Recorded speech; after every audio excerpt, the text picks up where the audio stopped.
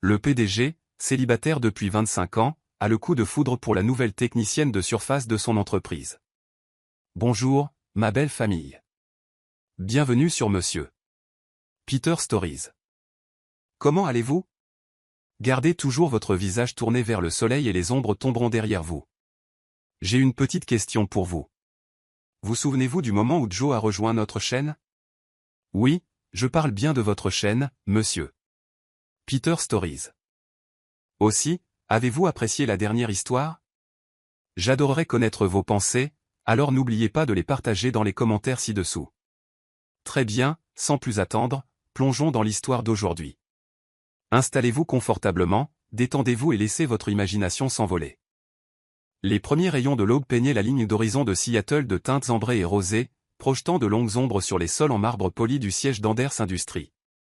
Amel Anders se tenait devant les baies vitrées de son bureau au dernier étage, sa haute silhouette se découpant contre la ville en plein éveil. À 48 ans, il dégageait l'assurance tranquille d'un homme qui avait rebâti son empire sur les cendres de la trahison. Son reflet dans la vitre renvoyait l'image d'un homme que le temps avait façonné plutôt qu'usé. Ses yeux gris acier, vifs et observateurs, étaient encadrés de légères ridules qui témoignaient des années passées dans les salles de conseil et des séances de stratégie nocturne. Ses cheveux noirs, désormais parsemés de mèches argentées distinguées aux tempes, étaient impeccablement coiffés.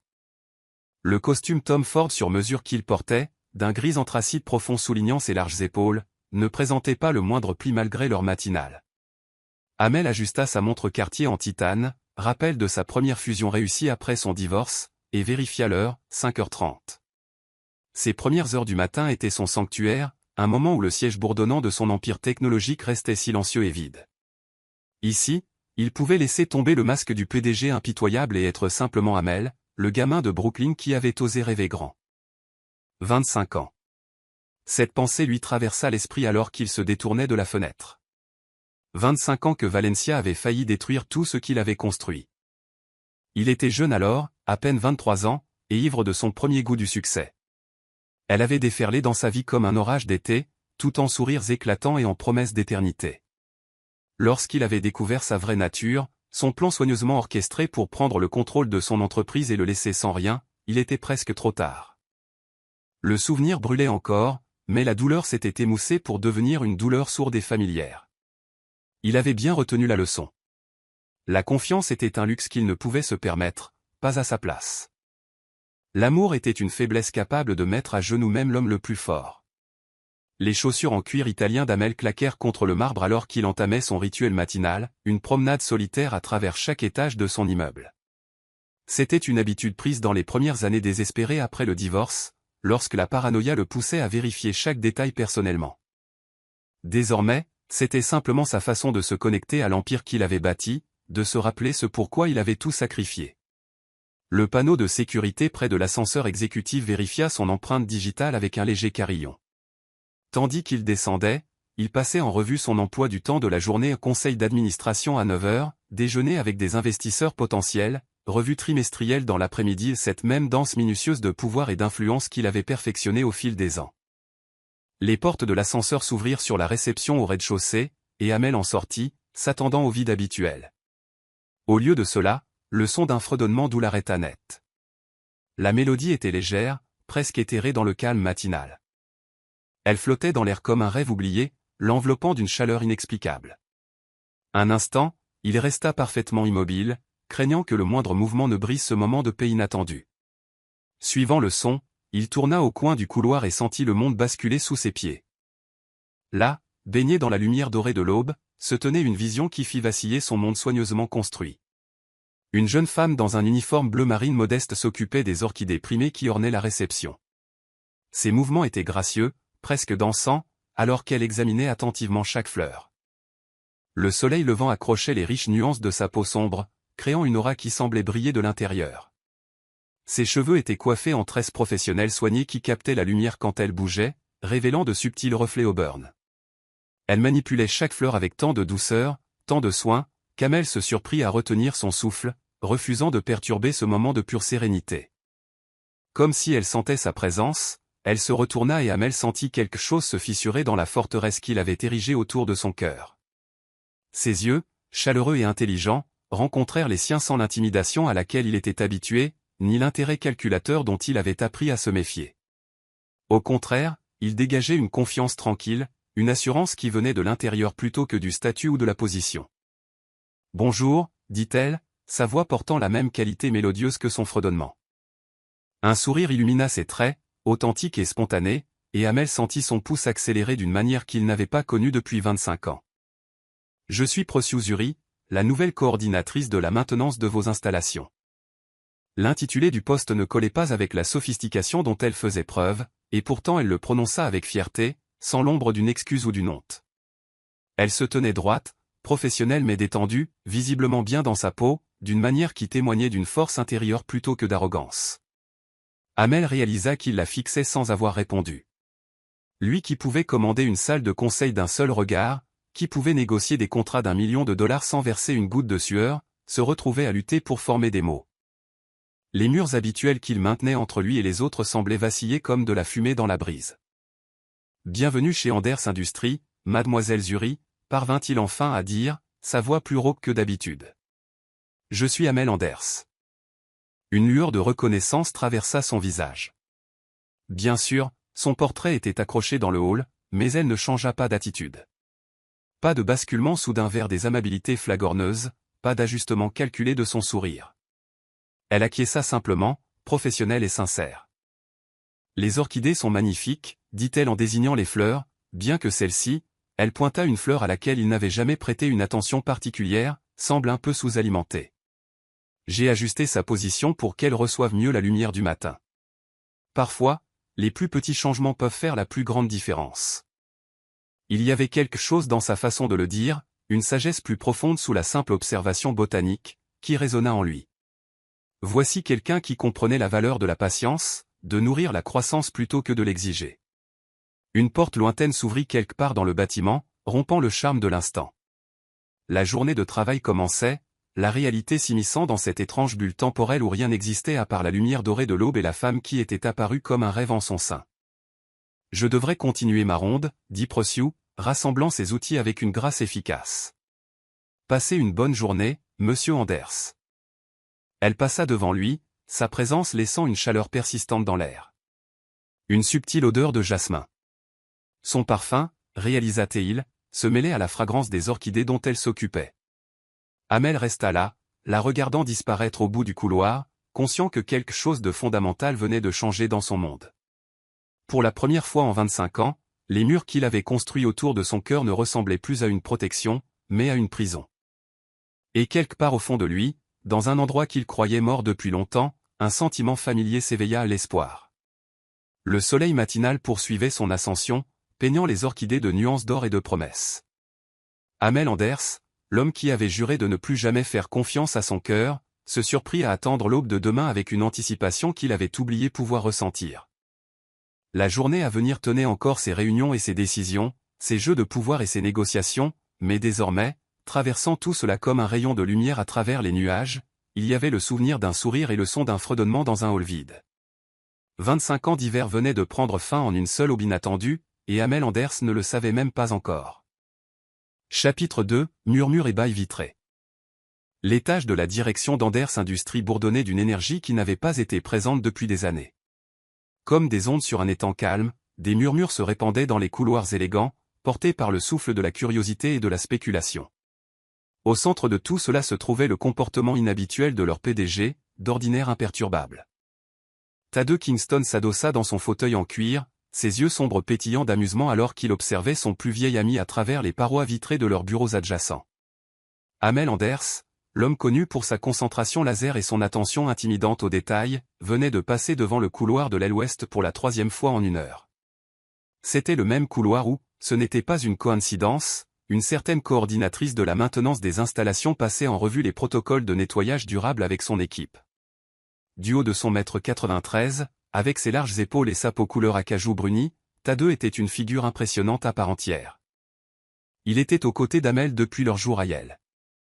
À travers l'ascension fulgurante, la chute dévastatrice et la douloureuse reconstruction. En 25 ans, il n'avait jamais vu son ami aussi manifestement distrait. « Tu sais », lança Thaddeus alors qu'Amel repassait devant son bureau, je suis assez sûr que l'équipe de maintenance maîtrise la zone. Sa voix grave portait une note de taquinerie douce que seul un ami de 3 décennies pouvait se permettre. Amel s'arrêta, pris en flagrant délit de surveillance transparente. Une légère rougeur colora son cou, chose que Tadeu n'avait pas vue depuis leurs années universitaires, lorsqu'Amel avait essayé de prétendre qu'il ne soignait pas une gueule de bois pendant leur examen final d'éthique des affaires. Je m'assure simplement que nos nouveaux protocoles sont mis en œuvre correctement, répondit Amel, son ton autoritaire habituel quelque peu sapé par la façon dont ses yeux dérivaient vers le couloir. Tadeu se leva de son bureau, ajustant son costume sur mesure, une nécessité quand on a sa stature, et rejoignit son ami à la porte. Bien sûr que oui, dit-il, la voix dégoulinante d'un sarcasme complice. Et je suppose que ces inspections intensives n'ont rien à voir avec mademoiselle Zuri? Le léger raidissement des épaules d'Amel dit à Tadeu tout ce qu'il avait besoin de savoir. Au cours des 3 semaines écoulées depuis que Procio avait rejoint l'entreprise, des changements subtils avaient commencé à apparaître dans le comportement de son ami. L'homme qui ne prenait jamais de pause café trouvait maintenant des raisons de visiter la salle du personnel. Le cadre qui avait automatisé la plupart de ses communications insistait désormais pour remettre certaines notes relatives aux installations en personne. Pendant ce temps, plusieurs étages plus bas, une autre conversation avait lieu dans les confins élégants du département des ressources humaines. Imara Blackwood, la directrice des RH au franc-parler légendaire, observait Procio Zuri avec un vif intérêt par-dessus le bord de son bureau ergonomique. Vous avez fait forte impression lors de vos premières semaines, nota Imara, son accent britannique raffiné ajoutant du poids à ses mots. C'était une femme frappante au début de la cinquantaine, aux mèches élégamment striées d'argent et aux yeux à qui rien n'échappait, surtout concernant leur illustre PDG. Procio leva les yeux du rapport de durabilité qu'elle examinait, son expression soigneusement neutre. Monsieur Anders a été très favorable aux initiatives du département des installations, dit-elle diplomatiquement, bien qu'une légère tension dans ses épaules trahisse sa conscience de la situation. Le sourcil parfaitement arqué d'Imara se souleva légèrement. En 15 ans chez Anders Industries, elle avait vu d'innombrables femmes essayer d'attirer l'attention d'Amel Anders, des mondaines, des cadres, et même un membre mineur d'une famille royale européenne. Tout avait échoué à pénétrer les murs qu'il avait érigés après le désastre de Valencia. Pourtant, voici cette jeune femme remarquable, ne demandant rien, n'exigeant rien, faisant simplement son travail avec grâce et intelligence, et elle avait réussi à fissurer sa façade soigneusement entretenue sans même essayer. Le grand patron vous observe, mentionna Imara avec désinvolture, en leur versant à toutes deux une tasse de son thé Earl Grey préféré. Et pas de la manière habituelle dont il scrute les nouveaux employés. Un éclair de quelque chose de l'incertitude, peut-être traversa le visage de Procio avant qu'elle ne se compose. Je suis sûr que monsieur Anders est simplement minutieux dans sa supervision de tous les départements, répondit-elle, bien que ses doigts se resserrassent légèrement autour de la tasse délicate. Imara nota la réaction avec intérêt. La plupart des femmes se seraient rengorgées à la suggestion de l'attention d'Amel Anders. Procio semblait presque méfiante. La vérité était que Procio avait sa garde levée pour une bonne raison.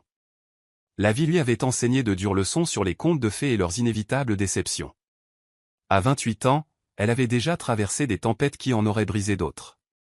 Le rêve de devenir infirmière, nourri depuis l'enfance, lui avait glissé entre les doigts lorsque la maladie de sa mère avait drainé leurs modestes économies. 3 ans d'école d'infirmière, d'innombrables nuits d'études, tout sacrifié aux factures médicales et à la réalité de la survie. Mais Procio avait fait ce qu'elle avait toujours fait, s'adapter, survivre, trouver de nouvelles façons d'avancer. Le poste de coordinatrice des installations chez Anders Industries avait été une bénédiction, offrant une meilleure rémunération et de meilleurs avantages qu'elle n'avait osé l'espérer. Elle ne risquerait pas cela, ne pouvait pas risquer cela, en lisant trop dans l'intérêt apparent de son employeur. De retour à l'étage exécutif, Amel se retrouva devant les baies vitrées de son bureau, perdu dans ses pensées. La ligne d'horizon de Seattle s'étendait devant lui, une vue familière qui semblait maintenant étrangement différente, comme si la ville elle-même avait légèrement pivoté sur son axe. Tu n'as pas été aussi distrait depuis cette tentative désastreuse d'inviter Jennifer Collins au bal de printemps, remarqua Tadeu en rejoignant son ami à la fenêtre. Tu te souviens? Quand tu as renversé tout le bol de punch et ruiné sa robe. Amel lui lança un regard d'avertissement, mais sans réelle colère. Nous avions convenu de ne plus jamais mentionner cet incident. Nous avions convenu de beaucoup de choses à l'université, rétorqua Tadeu, son expression devenant sérieuse, y compris que tu ne laisserais pas la trahison d'une seule personne définir le reste de ta vie. Les mots restèrent suspendus dans l'air entre eux, lourds de 25 ans d'inquiétudes inexprimées. La mâchoire d'Amel se serra, les murs familiers commençant à s'élever, mais Tadeu insista. Ce n'est pas Valencia, dit-il doucement. N'importe qui avec des yeux peut le voir. Avant qu'Amel ne puisse répondre, on frappa à la porte. Cordelia Winters, son assistante de direction, entra avec sa grâce efficace habituelle. Monsieur Anders, les rapports trimestriels sont prêts pour votre révision, et... Elle hésita, chose inhabituelle pour cette femme normalement imperturbable. Il y a une petite situation dans la zone de maintenance de l'aile ouest. L'attention d'Amel s'aiguisa immédiatement. Quel genre de situation? Rien de grave, l'assura-t-elle rapidement, bien que son expression suggérât le contraire. Juste un désaccord entre Mademoiselle Zuri et Xavier Blackwood concernant la mise en œuvre des nouveaux protocoles de nettoyage. Monsieur Blackwood a exprimé ses opinions de manière assez vocale. La température dans la pièce sembla chuter de plusieurs degrés. Xavier Blackwood, le neveu ambitieux d'Imara et jeune cadre aux opérations, manifestait son mécontentement concernant les nouvelles politiques de maintenance depuis des semaines. Le fait qu'elles aient été proposées par quelqu'un qu'il considérait comme inférieur à son rang l'avait clairement irrité. Où est Mademoiselle Zuri maintenant? La voix d'Amel était soigneusement contrôlée, mais Tadeu reconnut le ton dangereux sous-jacent. Dans la salle de pause du personnel avec Imara, répondit Cordelia. Elle a géré la situation avec un calme remarquable, en fait, mais les commentaires de Monsieur Blackwood étaient plutôt inappropriés. Amel bougeait déjà avant qu'elle n'ait fini de parler, ses longues enjambées dévorant la distance jusqu'à l'ascenseur. Tadeu le regarda partir, un mélange d'inquiétude et d'espoir luttant sur son visage. Eh bien, murmura-t-il pour lui-même, cela devrait être intéressant. Dans la salle de pause, Procio était assise avec une posture parfaite, ses mains entourant une tasse de thé refroidie depuis longtemps. La présence d'Imara à ses côtés était à la fois protectrice et évaluative, observant comment la jeune femme gérait les retombées de la confrontation. Votre neveu, dit finalement Procio, la voix stable, a des opinions très arrêtées sur le rôle approprié du personnel de maintenance. L'expression d'Imara s'assombrit. Mon neveu a beaucoup d'opinions, la plupart sans aucune valeur. Il a oublié que sa propre grand-mère était une femme de ménage qui a payé les études de son père, chose que je lui rappellerai très prochainement. La porte s'ouvrit, et les deux femmes levèrent les yeux pour trouver Amel Anders remplissant l'encadrement, l'expression orageuse. La vue de cet homme, normalement si contrôlé, contenant maintenant à peine sa colère pour elle, fit papillonner quelque chose dans la poitrine de Procio. Elle écrasa le sentiment immédiatement. Elle ne pouvait pas se permettre de lire trop dans son inquiétude. Il montrerait probablement la même chose pour tout employé confronté au harcèlement. Mais alors que leurs yeux se rencontraient à travers la pièce, quelque chose passa entre eux, un courant tacite de compréhension et de connexion qui défiait leurs positions respectives et tous les murs qu'ils avaient construits autour de leur cœur. Les murmures allaient s'amplifier après ce jour-là, se répandant dans le bâtiment comme une traînée de poudre. La façon dont le PDG avait réprimandé Xavier Blackwood devant tout l'étage exécutif. Comment il avait mis en œuvre de nouvelles politiques anti-harcèlement avec une rapidité sans précédent. La posture protectrice, subtile mais indubitable, qu'il adoptait chaque fois qu'il se trouvait dans la même pièce que la coordinatrice des installations. Et à travers tout cela, Procio continuait son travail avec une dignité tranquille, n'encourageant ni ne décourageant l'attention, tandis qu'Amel trouvait de plus en plus de raisons de passer devant l'aile ouest, leurs orbites se rapprochant toujours plus, malgré toutes les raisons pour lesquelles ils auraient dû rester éloignés. Les baies vitrées d'Anders Industries reflétaient tout cela. Les regards, les murmures, la danse prudente de deux cœurs commençant à se souvenir de comment faire confiance. Et dans son bureau, au-dessus de Seattle, Tadeu Kingston souriait, regardant son ami revenir lentement à la vie après 25 ans d'hiver. Chapitre 3, le projet jardin. Le soleil matinal traversait les baies vitrées de la salle de conférence principale d'Anders Industries, accrochant les prismes délicats des verres à eau en cristal et projetant des motifs arc-en-ciel sur la table en acajou poli. Amel Anders se tenait en tête de salle, sa présence imposante adoucie par une énergie qu'aucun de ses cadres n'avait vue auparavant. Étalés sur la table se trouvaient des rendus architecturaux détaillés, non pas de centres technologiques élégants ou d'expansion d'entreprise, mais de quelque chose de bien plus révolutionnaire pour une entreprise technologique, un écosystème sur le toit qui transformerait l'espace urbain austère en un laboratoire vivant de durabilité et de guérison. Mesdames et messieurs, commença-t-il, sa voix portant l'autorité tranquille qui avait bâti son empire. Anders Industries a toujours été à la pointe de l'innovation technologique. Aujourd'hui, nous étendons cette innovation à la durabilité environnementale et à la santé communautaire. Derrière lui, l'écran massif affichait des images qui firent se pencher plusieurs membres du conseil de surprise. Le toit actuel, une étendue utilitaire de béton et d'unités de CVC, avait été réimaginé en un jardin en cascade d'herbes médicinales, de légumes et de fleurs. Des panneaux solaires étaient artistiquement intégrés au système de culture verticale. La collecte des eaux de pluie alimentait un réseau d'irrigation sophistiqué qui soutiendrait le jardin tout en réduisant la consommation d'eau du bâtiment. Dans un coin, Procio était assise tranquillement, le cœur battant, regardant la révélation des plans qu'elle avait aidé à développer. Son expertise en agriculture urbaine et en pratique durable avait façonné chaque détail, de la sélection des herbes médicinales résistantes à la sécheresse au système de compostage innovant qui traiterait les déchets organiques du bâtiment. Tade Kingston, observant depuis sa place habituelle à la droite d'Amel, remarqua comment les yeux de son ami trouvaient sans cesse Procio pendant la présentation. Après 25 ans d'amitié, il pouvait lire les signes subtils de transformation chez Amel, l'adoucissement autour de ses yeux, la pointe de passion dans sa voix qui n'avait rien à voir avec les marges bénéficiaires. L'initiative durable Anders, poursuivit Amel en faisant défiler des diapositives méticuleusement préparées, servira plusieurs objectifs. Premièrement, elle réduira considérablement notre impact environnemental grâce à l'intégration des technologies vertes. Des images montraient des panneaux solaires habilement dissimulés dans des pergolas ruisselantes de vignes fleuries, tandis que les systèmes de collecte d'eau de pluie étaient cachés sous des parterres de plantes indigènes. Chaque innovation technique était équilibrée par la beauté naturelle, créant un espace à la fois fonctionnel et inspirant. Deuxièmement, continua-t-il en passant à la phase suivante, elle fournira des produits frais et biologiques pour notre cafétéria et les banques alimentaires locales, démontrant notre responsabilité d'entreprise en action. Les plans révélaient des parterres surélevés conçus pour un rendement maximal, des systèmes de culture verticale produisant tout, des tomates aux légumes-feuilles, et une serre qui prolongerait la saison de croissance durant les hivers de Seattle. Mais surtout, ici, sa voix s'adoucit légèrement alors que son regard trouvait à nouveau Procio, cela servira de laboratoire vivant pour les pratiques durables et l'éducation communautaire. Nous ne construisons pas juste un jardin, nous créons un modèle de responsabilité environnementale urbaine qui peut être reproduit dans toute la ville. La voix de Xavier Blackwood coupa les murmures impressionnés, tranchante d'un mépris à peine dissimulé. Et qui exactement gérera ce projet élaboré? Sûrement pas le département de la maintenance. Le poids de la vieille fortune et du privilège pesait lourd dans son ton, mettant plusieurs membres du conseil mal à l'aise. Mais avant qu'Amel ne puisse répondre, Procio se leva gracieusement de son siège. En fait, dit-elle, la voix claire et confiante, je serais ravie de répondre à cette question, monsieur Blackwood.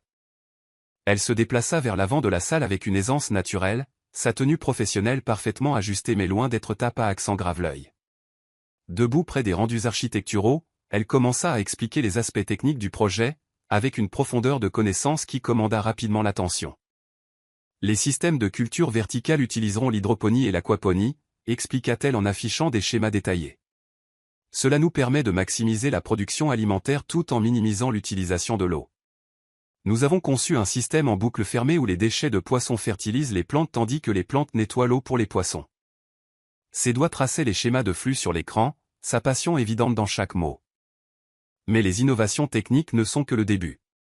Chaque élément du jardin a été choisi non seulement pour la durabilité, mais aussi pour ses propriétés curatives et sa valeur éducative. Elle cliqua sur une diapositive montrant la section des herbes médicinales. Ici, nous cultiverons de tout, de l'échinacée et la camomille à la lavande et la mélisse. Ces plantes sont utilisées en médecine traditionnelle depuis des générations, et maintenant elles sont étudiées par la science moderne pour leurs propriétés thérapeutiques. Les membres du conseil, initialement sceptiques, se trouvèrent captivés par son expertise et son enthousiasme sincère. Même les partisans de Xavier ne pouvaient nier la profondeur de la réflexion qui avait présidé au projet. Le jardin servira également d'espace d'enseignement, poursuivit-elle, montrant des zones conçues pour de petits groupes. Nous nous associerons avec des écoles locales pour l'éducation environnementale, organiserons des ateliers sur le jardinage durable et offrirons une expérience pratique aux membres de la communauté intéressés par l'agriculture urbaine. Tandis qu'elle parlait de l'impact communautaire, tout son visage s'illumina d'une conviction intérieure. Amel, se tenant à proximité, sentit son cœur gonfler d'admiration. C'était ce qui l'avait d'abord attiré chez elle, pas seulement sa beauté ou son intelligence, mais sa capacité à voir au-delà de la valeur superficielle pour percevoir le potentiel profond en toute chose. Mademoiselle Zuri, dit-il lors d'une pause naturelle dans sa présentation, voudriez-vous diriger ce projet? La salle tomba dans le silence. C'était plus qu'un rôle de gestion de projet, c'était une opportunité sans précédent qui la placerait directement dans la hiérarchie de l'entreprise. Plusieurs membres du conseil échangèrent des regards significatifs, tandis que le visage de Xavier s'assombrissait d'une indignation à peine réprimée. Procio croisa le regard d'Amel, y voyant non seulement du respect professionnel, mais quelque chose de plus profond, quelque chose qui fit battre son cœur. « Je serais honorée, dit-elle doucement, mais je devrais maintenir la supervision de mes tâches habituelles également. L'équipe de maintenance vous rendra compte directement, termina Amel avec fluidité. Considérez cela comme une promotion, Mademoiselle Zuri, directrice des installations et de la durabilité, avec effet immédiat. Le titre resta suspendu dans l'air comme le parfum des fleurs écloses, plein de promesses et de possibilités. Procio sentit le poids du moment, comprenant toutes les implications de ce qui lui était offert. C'était une opportunité au-delà de tout ce qu'elle avait imaginé, mais aussi un défi qui testerait tout ce qu'elle savait sur la croissance et l'adaptation. « Merci », dit-elle simplement, la voix stable malgré l'émotion qui lui serrait la gorge. « Je ne vous décevrai pas. »« Je sais que vous ne le ferez pas », répondit doucement Amel, et pendant un instant, tout le monde dans la pièce s'effaça alors que leurs yeux tenaient une conversation que seuls pouvaient comprendre.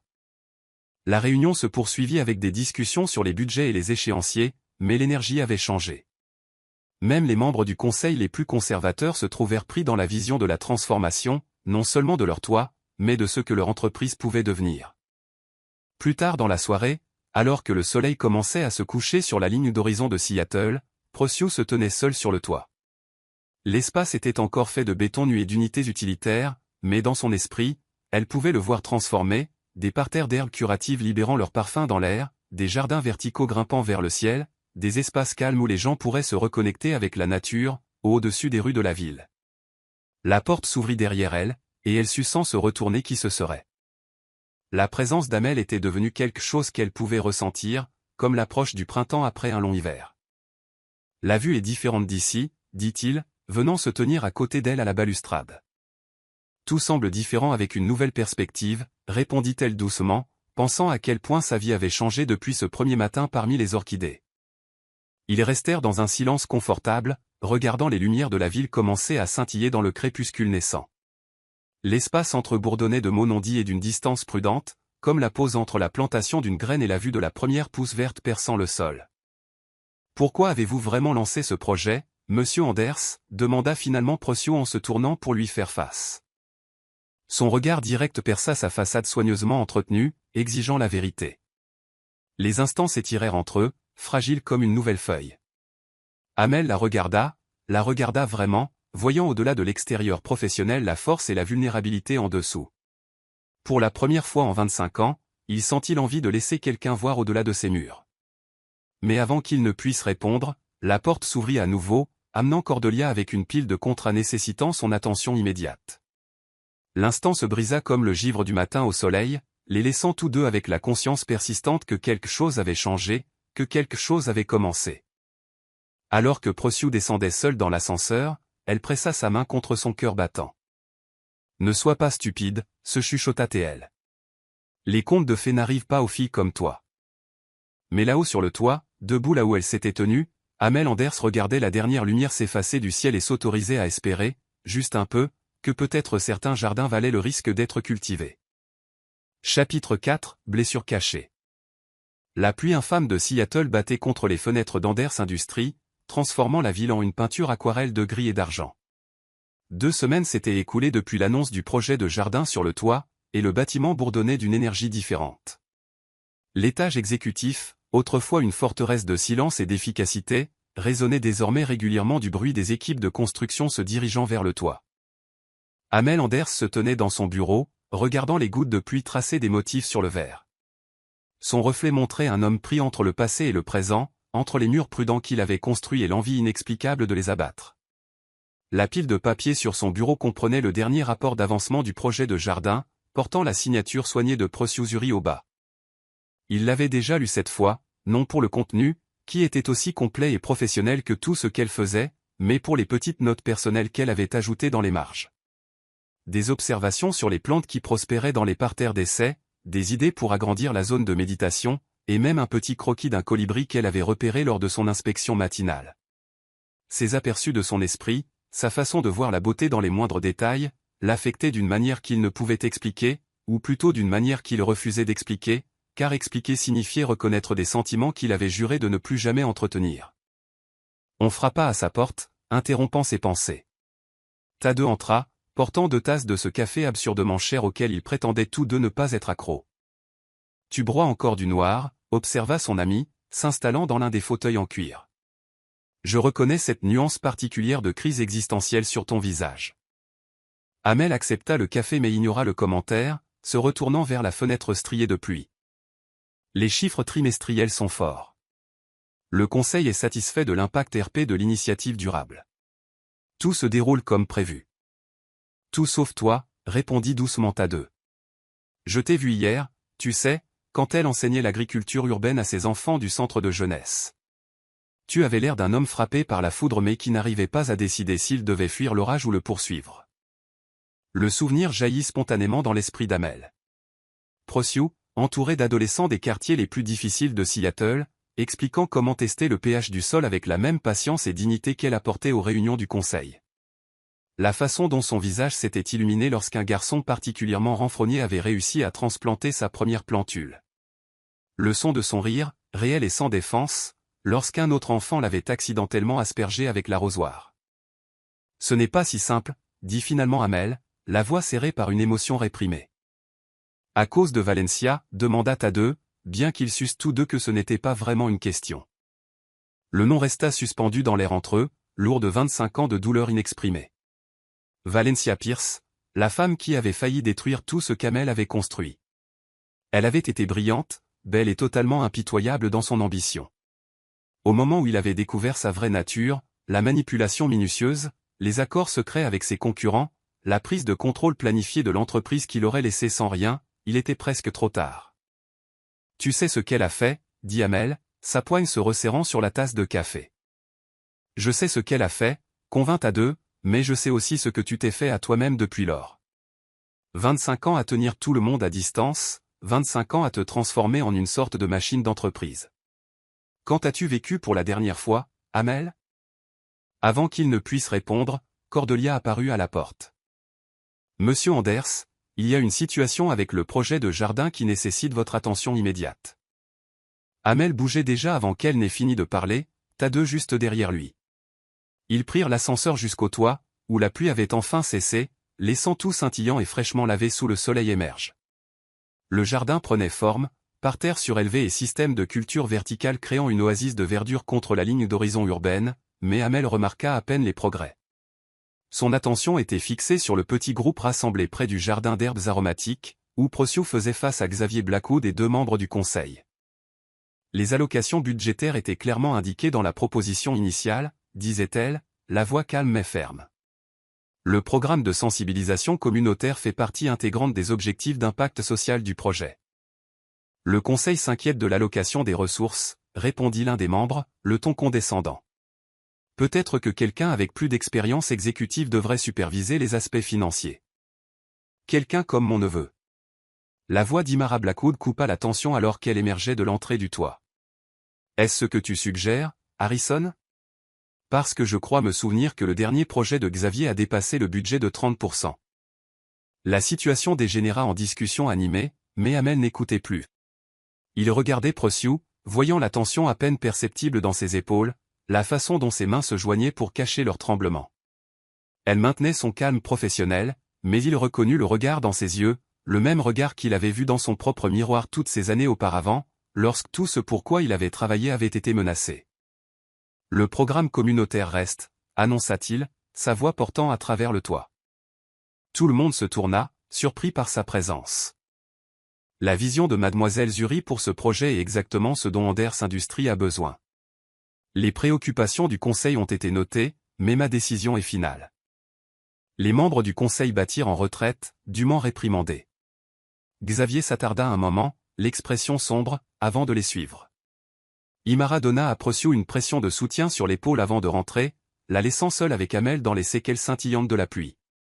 Elle se tenait parmi les herbes qu'elle avait si soigneusement plantées, leur parfum s'élevant dans l'air humide. Pendant un moment, aucun ne parla, la ville bourdonnant loin en dessous d'eux tandis que l'eau s'égouttait doucement des treillis nouvellement installés. Vous n'étiez pas obligé de faire ça, dit-elle enfin, la voix à peine au-dessus d'un murmure. Si, je l'étais. Il se rapprocha, attiré par quelque chose qu'il ne pouvait nommer. Vous aviez raison pour le programme communautaire, pour tout. Elle leva les yeux vers lui alors, le regarda vraiment, et il sentit quelque chose se briser dans sa poitrine. Pourquoi soutenez-vous vraiment ce projet, monsieur Anders? Et s'il vous plaît, ne me dites pas que c'est juste pour la durabilité de l'entreprise. La question resta suspendue entre eux, lourde de possibilités inexprimées. Amel se retrouva plus près qu'il ne l'avait prévu, assez près pour voir les paillettes d'or dans ses yeux bruns, pour remarquer la façon dont sa poitrine se soulevait et s'abaissait avec une respiration légèrement accélérée. J'étudiais pour être infirmière, dit-elle soudainement, les mots tombant comme si elle ne pouvait plus les retenir. 3 ans d'école, 2 emplois pour payer. Puis ma mère est tombée malade. Le cancer. Les factures. Elle déglutit difficilement. Parfois, les rêves doivent attendre. La vulnérabilité dans sa voix, la force tranquille avec laquelle elle partageait sa douleur, émut quelque chose en lui qu'il croyait mort depuis longtemps. Avant de pouvoir s'en empêcher, il lui parlait de Valencia, de la trahison qui avait façonné les 25 dernières années de sa vie. Elle a failli tout prendre, admit-il, les mots semblant étranges sur sa langue après si longtemps. Pas seulement l'entreprise, mais ma capacité à faire confiance, à croire en. Il s'interrompit, incapable de prononcer le mot qui pendait entre eux. L'amour, finit doucement Prociou. Leurs yeux se rencontrèrent, et le monde sembla retenir son souffle. Un coup de tonnerre brisa l'instant, les faisant tous deux sursauter. La pluie revint, de grosses gouttes commençant à tomber du ciel. Ils auraient dû courir se mettre à l'abri, mais aucun ne bougea. Nous devrions rentrer, dit Prociou, mais elle ne recula pas. Nous devrions, convint Amel, regardant une goutte de pluie tracer son chemin sur sa joue comme une larme. Aucun ne bougea. La pluie tombait plus fort, trempant leurs vêtements, mais ils restaient là, 2 âmes blessées commençant à se souvenir de comment faire confiance, comment espérer, comment ressentir. Finalement, Prociou fit un pas en arrière, la réalité reprenant ses droits. Merci, dit-elle simplement, d'avoir partagé cela avec moi, et de soutenir le projet. Elle se tourna pour partir, mais Amel attrapa sa main. Le contact fut électrique, envoyant des étincelles de conscience à travers eux deux. Prociou, dit-il, utilisant son prénom pour la première fois. Je ne. Mais les mots ne venaient pas. 25 ans de mur ne pouvaient pas tomber en un seul moment pluvieux, peu importe à quel point cela semblait magique. Elle serra sa main une fois, doucement, avant de la lâcher. Je sais, chuchota-t-elle. Moi aussi. Alors qu'elle s'éloignait, le laissant debout sous la pluie parmi les herbes qu'elle avait plantées, Amel Anders réalisa quelque chose qui le terrifiait et l'exaltait dans une égale mesure. Il tombait amoureux à nouveau, et cette fois, tous ces murs soigneusement construits ne pourraient pas le protéger. Là-haut dans son bureau, Tadeu regardait par la fenêtre son ami debout sous la pluie, le visage tourné vers le ciel, comme un homme s'éveillant d'un long sommeil. Enfin, murmura-t-il, sortant son téléphone pour envoyer un SMS à Imara. Leurs 2 amis se guérissaient mutuellement, lentement mais sûrement, et tout ce qu'ils pouvaient faire était de regarder et d'espérer.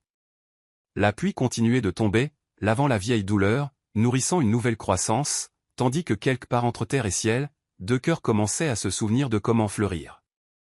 Chapitre 5, le gala de charité. Le gala de charité annuel d'Anders Industries avait toujours été l'un des événements sociaux les plus prestigieux de Seattle, mais cette année semblait différente. La grande salle de bal de l'hôtel olympique scintillait d'un éclat supplémentaire, comme si elle reflétait les changements subtils de son hôte. Des lustres en cristal projetaient leurs lueurs chaudes sur des tables élégamment dressées, tandis que des arrangements massifs d'orchidées blanches ou une demande spécifique d'Amel Anders lui-même embaumaient l'air de leur parfum délicat. Cordelia Winters surveillait la scène avec une frustration à peine dissimulée. Depuis des semaines, elle essayait de convaincre Amel d'accompagner sa nièce, Rosalind, au gala. La fille était parfaite sur le papier, éduquée à Stanford, issue d'une vieille famille de Seattle et possédant ce genre de beauté raffinée qui appartenait aux magazines de société. Au lieu de cela, Amel avait fait l'impensable. Il avait nommé Prociou Zuri au comité de planification du gala. Le projet de jardin sur le toit a attiré une attention médiatique importante, avait-il dit lorsqu'on l'avait interrogé sur sa décision. Mademoiselle Zuri devrait être présente pour discuter de son impact environnemental. Son ton n'avait souffert aucune réplique, bien que ses yeux se fussent légèrement adoucis lorsque le nom de Procyo avait franchi ses lèvres. Maintenant, debout dans le hall opulent de l'hôtel une heure avant l'événement, Cordelia regardait l'élite de Seattle commencer à arriver. Des femmes en robe de créateurs dégoulinantes de bijoux, des hommes en smoking parfaitement taillés, tous représentant la vieille fortune, les relations établies, le genre de personnes sur lesquelles Amel Anders devrait se concentrer. Au lieu de cela, son attention était complètement captivée par la femme descendant le grand escalier. Procyo Zuri se déplaçait avec une grâce naturelle, portant une robe qu'Imara avait insisté pour lui prêter. La soie bordeaux profond mettait en valeur son teint riche, tandis que la coupe classique parlait d'une élégance intemporelle plutôt que d'une mode passagère. Ses tresses avaient été coiffées en un chignon complexe, de petites épingles en cristal accrochant la lumière à chaque pas. Amel, debout près de l'entrée de la salle de bal dans son smoking sur mesure, sentit son cœur s'arrêter un instant. Il s'était habitué à voir Procyo dans sa tenue professionnelle, l'avait même vu dans des vêtements trempés par la pluie sur le toit ce jour-là. Mais ceci était tout autre chose. Elle ressemblait à une reine, royale et maîtresse d'elle-même, tout en restant indéniablement elle-même. « Ferme la bouche, mon vieux », murmura Tadeu à ses côtés, l'amusement visible dans point et sa voix. « Tu commences à ressembler à un adolescent transi d'amour. » Amel parvint à composer son visage, mais ses yeux ne quittèrent jamais Procyo alors qu'elle se frayait un chemin à travers la foule grandissante. Elle se déplaçait avec une assurance paisible, s'arrêtant pour échanger avec divers invités au sujet du projet de jardin.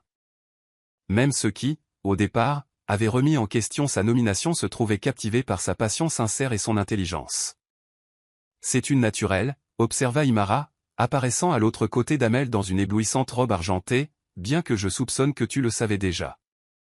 Avant qu'il ne puisse répondre, Xavier Blackwood s'approcha de Procyo, flanqué de deux autres membres du conseil. Leur posture était légèrement agressive, une tentative évidente de l'intimider dans ce cadre social qui ne lui était pas familier. Amel s'élança, mais Tadeu le retint. « Regarde », conseilla son ami. « Elle peut gérer ça. » En effet, en quelques minutes, Procyo avait transformé la confrontation en une présentation impromptue sur l'impact communautaire du jardin. Elle parlait avec une telle conviction du potentiel du projet à combler les fossés sociaux que même les compagnons de Xavier semblaient impressionnés.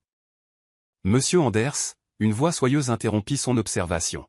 « Quelle joie de vous revoir. » Amel se tourna pour trouver Rosalind Winters à ses côtés, vêtue d'une robe bleu glacier qui coûtait probablement plus cher que la plupart des voitures. Elle était objectivement belle, avec ce genre de perfection polie issue d'une vie de privilège. Pourtant, tout ce à quoi il pouvait penser, c'était à quel point son sourire étudié et pâle semblait en comparaison de la chaleur authentique des expressions de Procyo. « Mademoiselle Winters », reconnut-il poliment avant de s'excuser. Il avait assez attendu. Se frayant un chemin à travers la foule, il s'approcha de Procyo juste au moment où elle finissait de parler avec un groupe de donateurs potentiels. Elle se tourna à son approche, et pendant un instant, la salle de bal animée sembla s'estomper. « Mademoiselle Zuri », dit-il doucement. « Vous êtes. » Les mots lui manquèrent, une chose qui ne s'était pas produite dans un cadre professionnel depuis des décennies. Un léger rougissement colora ses joues, mais ses yeux rencontrèrent les siens avec fermeté. « Merci, monsieur Anders. Vous êtes très élégant vous aussi. » L'orchestre commença à jouer une valse qui remplit l'espace grandiose d'un romantisme envoûtant. Autour d'eux, les couples se dirigeaient vers la piste de danse, mais eux restèrent dans leur propre bulle de conscience. « M'accorderez-vous cette danse » demanda-t-il en tendant la main. Procyo hésita une fraction de seconde. Elle pouvait sentir les yeux de l'élite de Seattle sur eux, pouvait pratiquement entendre les murmures commencer. « Êtes-vous sûr que ce soit sage ?»« Non, » admit-il avec un petit sourire, « mais je vous le demande quand même. » Elle plaça sa main dans la sienne, et l'axe du monde sembla pivoter. Il la mena sur la piste de danse avec cette même autorité tranquille qu'il apportait à tout, mais son toucher était doux, presque révérencieux. Alors qu'il commençait à bouger au rythme de la musique, les années de cours de danse mondaine que sa mère avait imposées lui revinrent en mémoire. Ils s'accordaient parfaitement, comme s'ils avaient dansé ensemble toute leur vie. Procyo suivait ses pas avec une grâce naturelle, tandis qu'Amel les guidait avec une confiance croissante. La soie de sa robe chuchotait contre le sol en marbre, et le parfum de son jasmin se mêlait à la fragrance des orchidées. « Tout le monde nous regarde » murmura-t-elle, bien que ses yeux ne quittassent jamais les siens. « Qu'il regarde » répondit-il, sa voix basse et intense. « Vous êtes la seule que je vois. » Les mots restèrent suspendus entre eux, lourds de sens. Procyon sentait son cœur s'emballer, savait qu'elle devait maintenir une distance professionnelle, se rappeler toutes les raisons pour lesquelles c'était une mauvaise idée. Mais à cet instant, avec la main d'Amel chaude contre son dos et son regard plongeant dans le sien, tous ces arguments soigneusement construits semblèrent s'évaporer. Depuis le bord de la piste, Tadeu et Imara observaient avec des sourires complices. « Il était temps, dit doucement Imara, bien que cela va certainement délier les langues. »« Laisse-les parler, répondit Tadeu. »« Regarde son visage, Imara. Quand l'as-tu vu avoir l'air comme ça pour la dernière fois ?» En effet, le masque habituel d'autorité corporative d'Amel s'était adouci en quelque chose de presque enfantin. Alors qu'il guidait Procyon dans un tour, l'ombre d'un vrai sourire jouait sur ses lèvres, atteignant même ses yeux. La danse se termina trop tôt, mais aucun des deux ne bougea pour s'éloigner immédiatement.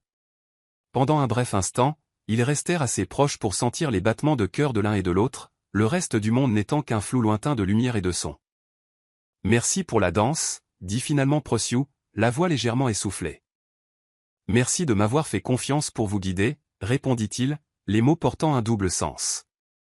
Le charme fut rompu par l'approche d'autres donateurs potentiels, désireux d'entendre parler du projet de jardin. Procyon se glissa doucement dans son rôle professionnel, mais tout au long de la soirée, ses yeux continuèrent de chercher les siens à travers la salle bondée. Plus tard, alors que le gala touchait à sa fin et que les invités commençaient à partir, Amel la trouva sur la terrasse de l'hôtel. Elle contemplait la ligne d'horizon de Seattle, les lumières de la ville se reflétant dans ses yeux comme des étoiles. Ce fut une soirée réussie, dit-elle alors qu'il la rejoignait à la balustrade. Le projet a reçu des promesses de soutien significatives. Ce n'est pas par le projet qu'ils ont été impressionnés, dit-il doucement. C'était par vous. Elle se tourna pour le regarder, et une fois de plus, cette conscience électrique crépita entre eux. Monsieur Anders. Amel, l'interrompit-il. S'il vous plaît, quand nous sommes seuls comme ça, appelez-moi Amel. L'intimité d'utiliser son prénom lui coupa le souffle. Amel, dit-elle doucement, testant la sensation du nom sur sa langue. Nous devrions être prudents. Les rumeurs. Je me moque des rumeurs, dit-il en faisant un pas de plus. Pour la première fois depuis 25 ans, je me surprends à me soucier de quelque chose de bien plus important. L'air nocturne était frais, mais Procyon se sentait chaude partout où son regard se posait sur elle. Elle savait qu'elle devait reculer, maintenir les limites professionnelles, protéger son cœur. Au lieu de cela, elle se surprit à se pencher légèrement vers lui, attirée par cette même force magnétique qui les rapprochait depuis ce premier matin parmi les orchidées. Un éclat de rire venant de l'intérieur de la salle de bal brisa le moment. La réalité revint au galop, leur rappelant qui ils étaient et toutes les complications liées à leur position.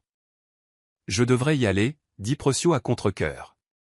Il est tard, et j'ai une réunion tôt demain. Laissez mon chauffeur vous raccompagner, proposa Amel, pas prêt à mettre fin à leur soirée.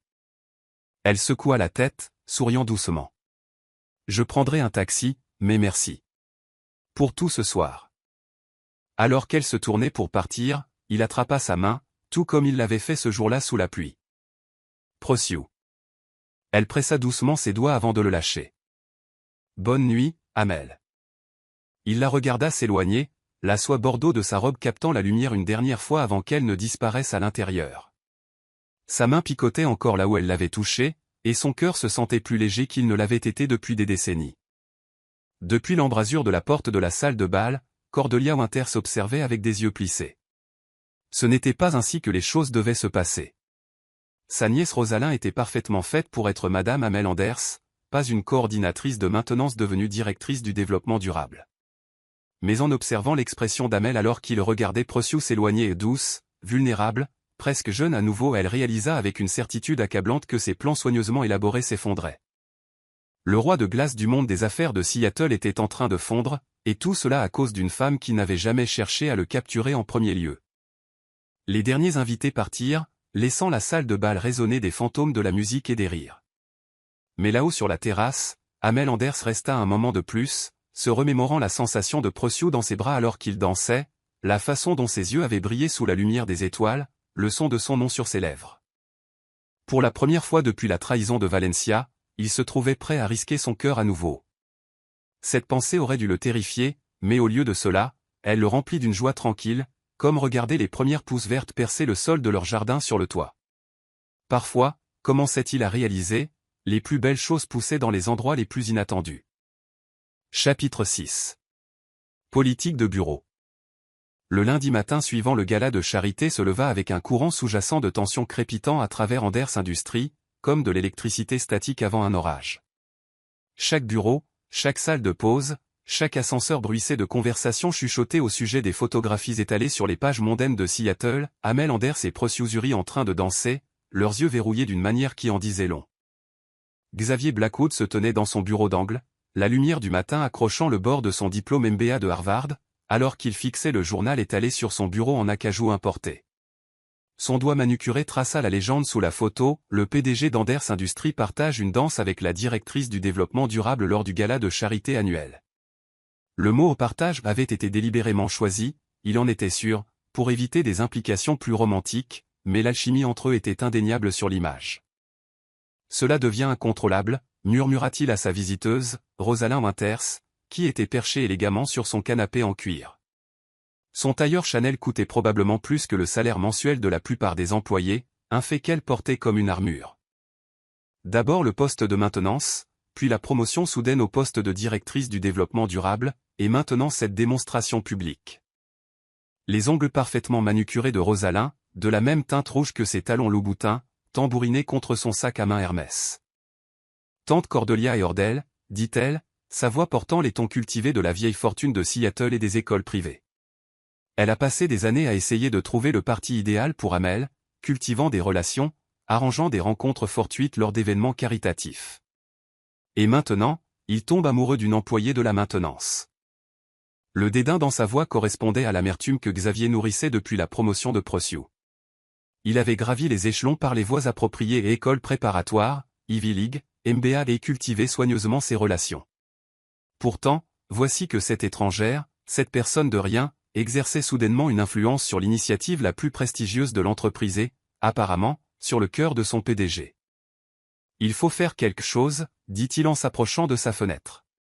De là, il pouvait voir le jardin sur le toit prendre forme, un rappel constant de la façon dont Procius avait réussi à s'immiscer dans les échelons supérieurs de l'entreprise. Le conseil s'interroge déjà sur les ressources dirigées vers ses projets. Prudemment, mit en garde Rosalind, bien que ses yeux brillassent d'un intérêt malveillant.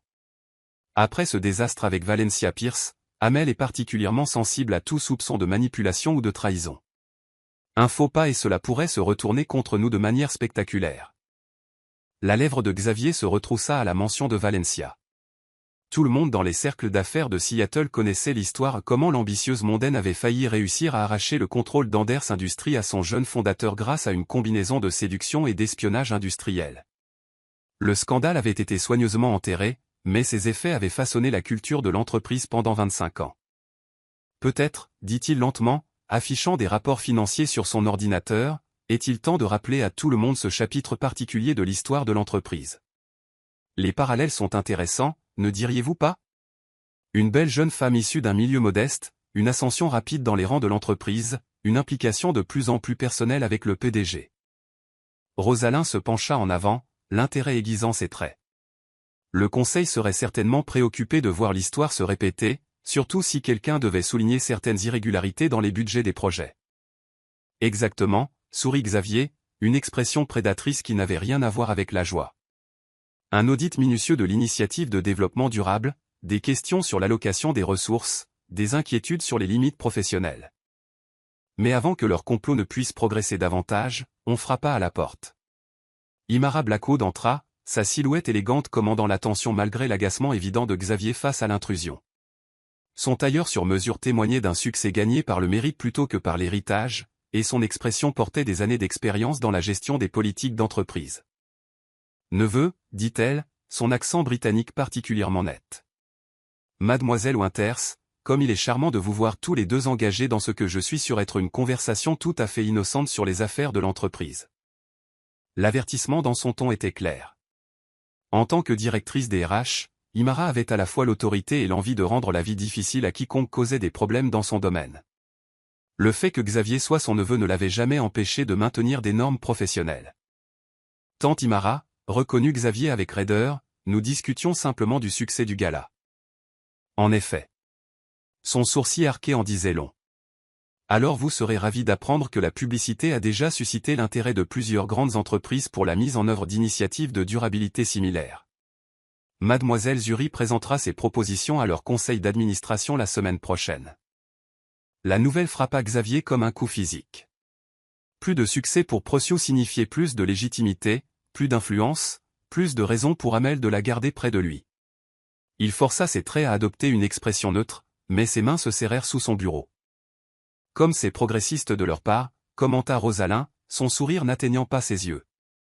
Bien qu'on espère qu'ils ont correctement vérifié la direction du programme, dans le climat actuel, les entreprises ne peuvent être trop prudentes en matière de gouvernance et de surveillance. Le regard d'Imara s'aiguisa. En effet, mademoiselle Winters. En parlant de surveillance, le département des RH mène un examen complet de toutes les communications internes concernant les questions de personnel. Nous ne voudrions pas que des rumeurs malheureuses nuisent à la réputation de l'entreprise.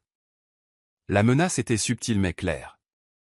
Xavier regarda sa tante partir, la frustration montant dans sa poitrine, mais plutôt que de le dissuader, l'interaction ne fit que renforcer sa détermination. Il se tourna vers Rosalyn une fois la porte fermée. « Nous devons agir plus vite, dit-il doucement, avant qu'elle ne devienne intouchable. » Pendant ce temps, plusieurs étages plus haut, Procio était assise dans son nouveau bureau, un espace modeste mais bien éclairé, avec vue sur le jardin sur le toit. Elle passait en revue les derniers rapports d'avancement lorsqu'une agitation subtile dans le couloir attira son attention. Un groupe d'employés de la maintenance s'était rassemblé près de la fontaine à eau, leur voix portant malgré leur tentative de chuchotement. « Avez-vous vu le journal » demanda l'un d'eux. La façon dont il la regardait. « C'est comme un conte de fées » soupira un autre, de la maintenance à la danse avec le PDG. Plutôt comme une ascension calculée de l'échelle sociale, coupa une troisième voix, l'un des fidèles partisans de Xavier. Nous savons tous comment cette histoire se termine. Demandez simplement à Valencia Pierce. Les mains de Procio se serrèrent sur son rapport, mais son visage resta soigneusement neutre. Elle avait su que les rumeurs commenceraient, s'était attendue aux accusations. Ce à quoi elle ne s'était pas attendue, c'était à quel point elle ferait mal, comment les insinuations feraient écho à ses propres peurs les plus profondes. Un coup à sa porte offrit une interruption bienvenue. Thaddeus Kingston remplit l'encadrement, sa présence massive étrangement réconfortante plutôt qu'intimidante. « Tu as une minute » demanda-t-il, bien qu'il fermât déjà la porte derrière lui. Procio fit signe vers la chaise en face de son bureau, notant comment même quelqu'un de la taille de Thaddeus semblait se détendre en sa présence. Elle avait décoré le bureau avec des herbes en pot et des plantes purifiant l'air, créant un espace qui ressemblait plus à un sanctuaire de jardin qu'à un espace de travail corporatif. « La machine à rumeurs tourne à plein régime, dit-il sans préambule, bien que je soupçonne que tu l'aies remarqué. » C'était à prévoir, répondit-elle, la voix stable malgré la tension dans ses épaules. Ma position ici est non conventionnelle. Ta position ici est méritée, corrigea fermement Thaddeus. Je connais Amel Anders depuis 30 ans. Il ne prend pas de décision basée sur autre chose que le mérite. Plus maintenant. Le plus maintenant resta suspendu dans l'air entre eux, lourde histoire. Procio avait entendu des murmures à propos de Valencia Pierce, mais l'histoire complète restait enveloppée dans la légende de l'entreprise. Je ne suis pas intéressé par la politique d'entreprise, dit-elle finalement. Je suis ici pour faire un travail, pour créer quelque chose de significatif. Ce qui est exactement la raison pour laquelle vous appartenez à cet endroit, une nouvelle voix se joignit à leur conversation. Amel se tenait dans l'encadrement de la porte, sa silhouette imposante adoucie par la lumière du matin filtrant à travers les plantes du bureau de Procio. Leurs yeux se rencontrèrent, et pendant un moment, le reste du monde s'estompa. Thaddeus s'éclaircit la gorge de manière ostensible. « Je devrais aller vérifier ces rapports trimestriels » dit-il en se levant avec un sourire complice. En passant devant Amel, il tapa sur l'épaule de son ami, un geste de soutien qui en disait long. Une fois seul, l'air sembla crépiter de mots non dits. Amel s'avança plus loin dans le bureau, attiré comme toujours dans l'orbite de Procio. « Je suis désolé pour les journaux, dit-il doucement. J'aurais dû anticiper les photographes. » Vous n'êtes pas responsable des suppositions des autres, répondit-elle en se levant pour lui faire face. Avec ses talons, elle était assez grande pour le regarder directement dans les yeux. Bien que peut-être devrions-nous être plus prudents. Est-ce ce que vous voulez, demanda-t-il en faisant un pas de plus. Être prudent? La question portait un poids bien au-delà de ces simples mots. Procyo sentit son cœur s'emballer, se souvenant de la sensation de sa main sur sa taille alors qu'ils dansaient, la façon dont le monde semblait s'arrêter lorsque leurs yeux se croisaient. Ce que je veux, dit-elle lentement, et ce qui est sage sont souvent deux choses différentes. Elles n'ont pas à l'être. Un autre pas plus près. Procyo. Une agitation dans le couloir brisa le moment. La voix de Xavier traversa la porte, délibérément forte, alors qu'il guidait un groupe de membres du conseil pour une visite des installations. Bien sûr, le département de maintenance a été assez ambitieux ces derniers temps, l'entendirent-ils dire, bien que certains puissent remettre en question la sagesse d'une telle ascension rapide sans les qualifications appropriées. Procyo se raidit, mais avant qu'elle ne puisse répondre, Amel s'était déjà tournée vers la porte, l'expression orageuse. Elle attrapa son bras. « Non, dit-elle fermement, c'est ma bataille. » Il baissa les yeux vers sa main sur son bras, puis regarda à nouveau son visage. La force qu'il y vit, la dignité tranquille, le fit tomber un peu plus amoureux d'elle. « Laissez-moi au moins vous aider, dit-il doucement. Elle secoua la tête, un petit sourire jouant sur ses lèvres. « Vous l'avez déjà fait. Vous m'avez donné une chance. C'est tout ce dont j'avais besoin. » Sur ce, elle carra les épaules et sortit pour faire face à Xavier et à son entourage. Sa voix parvint aux oreilles d'Amel, claire et professionnelle, alors qu'elle commençait une présentation impromptue sur les progrès du projet de jardin et son impact mesurable sur le bien-être des employés. Il observa depuis l'encadrement de sa porte alors qu'elle gérait la situation avec grâce et sang-froid, transformant une humiliation potentielle en une opportunité de mettre en valeur son expertise. Les membres du conseil hochaient bientôt la tête, clairement impressionnés, tandis que le visage de Xavier devenait de plus en plus aigre. « Femme remarquable », observa Imara, apparaissant silencieusement à ses côtés. « C'est un peu comme regarder une classe de maîtres en dignité professionnelle, n'est-ce pas? Elle ne devrait pas avoir à faire ses preuves comme ça, dit Amel, la voix serrée par une colère contenue. Non, convint Imara, mais le fait qu'elle le puisse et qu'elle le fasse avec une telle grâce est exactement la raison pour laquelle elle mérite sa position. Elle fit une pause, lui lançant un regard significatif. Et tout ce qu'elle pourrait désirer d'autre. L'implication ne lui échappa pas. En tant que PDG, ses choix personnels avaient toujours été soumis à l'examen du public, mais pour la première fois en 25 ans, il se surprit à ne pas se soucier des apparences ou des attentes. Plus tard cet après-midi-là, Procyo trouva une livraison sur son bureau, une simple orchidée dans un vase en verre épuré, ses pétales de la teinte exacte du bordeaux qu'elle avait porté au gala. La carte disait simplement « Certaines choses valent le risque ». Elle toucha la fleur délicate, se souvenant de ce premier matin parmi les orchidées dans le hall, de tout le chemin parcouru depuis lors. Les rumeurs continueraient, les défis persisteraient, mais à cet instant, en regardant la fleur qui symbolisait leur début, elle s'autorisa à espérer que peut-être, juste peut-être, certains risques valaient la peine d'être pris après tout. Dehors, la pluie de Seattle commença à tomber, lavant les dernières chaleurs de l'été. Mais à l'intérieur, entourée des plantes qu'elle avait soigneusement choisies et du soutien silencieux de l'homme qui avait vu sa valeur dès le début, Procyo Zuri ne ressentait que de la chaleur. Chapitre 7. Le premier pas.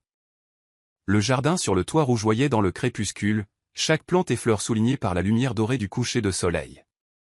La chaleur du jour s'attardait dans les allées de pierre, libérant les parfums mêlés de lavande, de romarin et de mélisse dans l'air du soir. La plupart des employés d'Anders Industries étaient rentrés chez eux depuis des heures, laissant l'espace dans un silence paisible, brisé seulement par le doux ronronnement des systèmes d'irrigation et le bourdonnement lointain de la circulation urbaine bien en contrebas. Procyo se tenait parmi les herbes médicinales, ses doigts effleurant doucement les feuilles veloutées de la sauge. Ses talons avaient été abandonnés depuis des heures, remplacés par les ballerines confortables qu'elle gardait dans son bureau. Son blazer professionnel était accroché à un banc voisin, et ses cheveux, libérés de leur coiffure soignée habituelle, captaient les derniers rayons du soleil.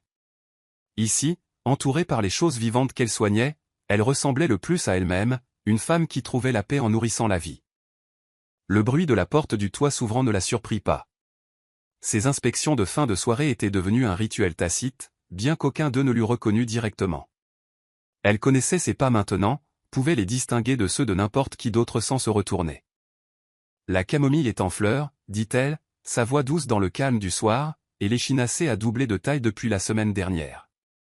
Les ajustements de la composition du sol fonctionnent. » Amel vint se tenir à côté d'elle, assez près pour qu'elle puisse sentir la chaleur émanant de sa haute stature.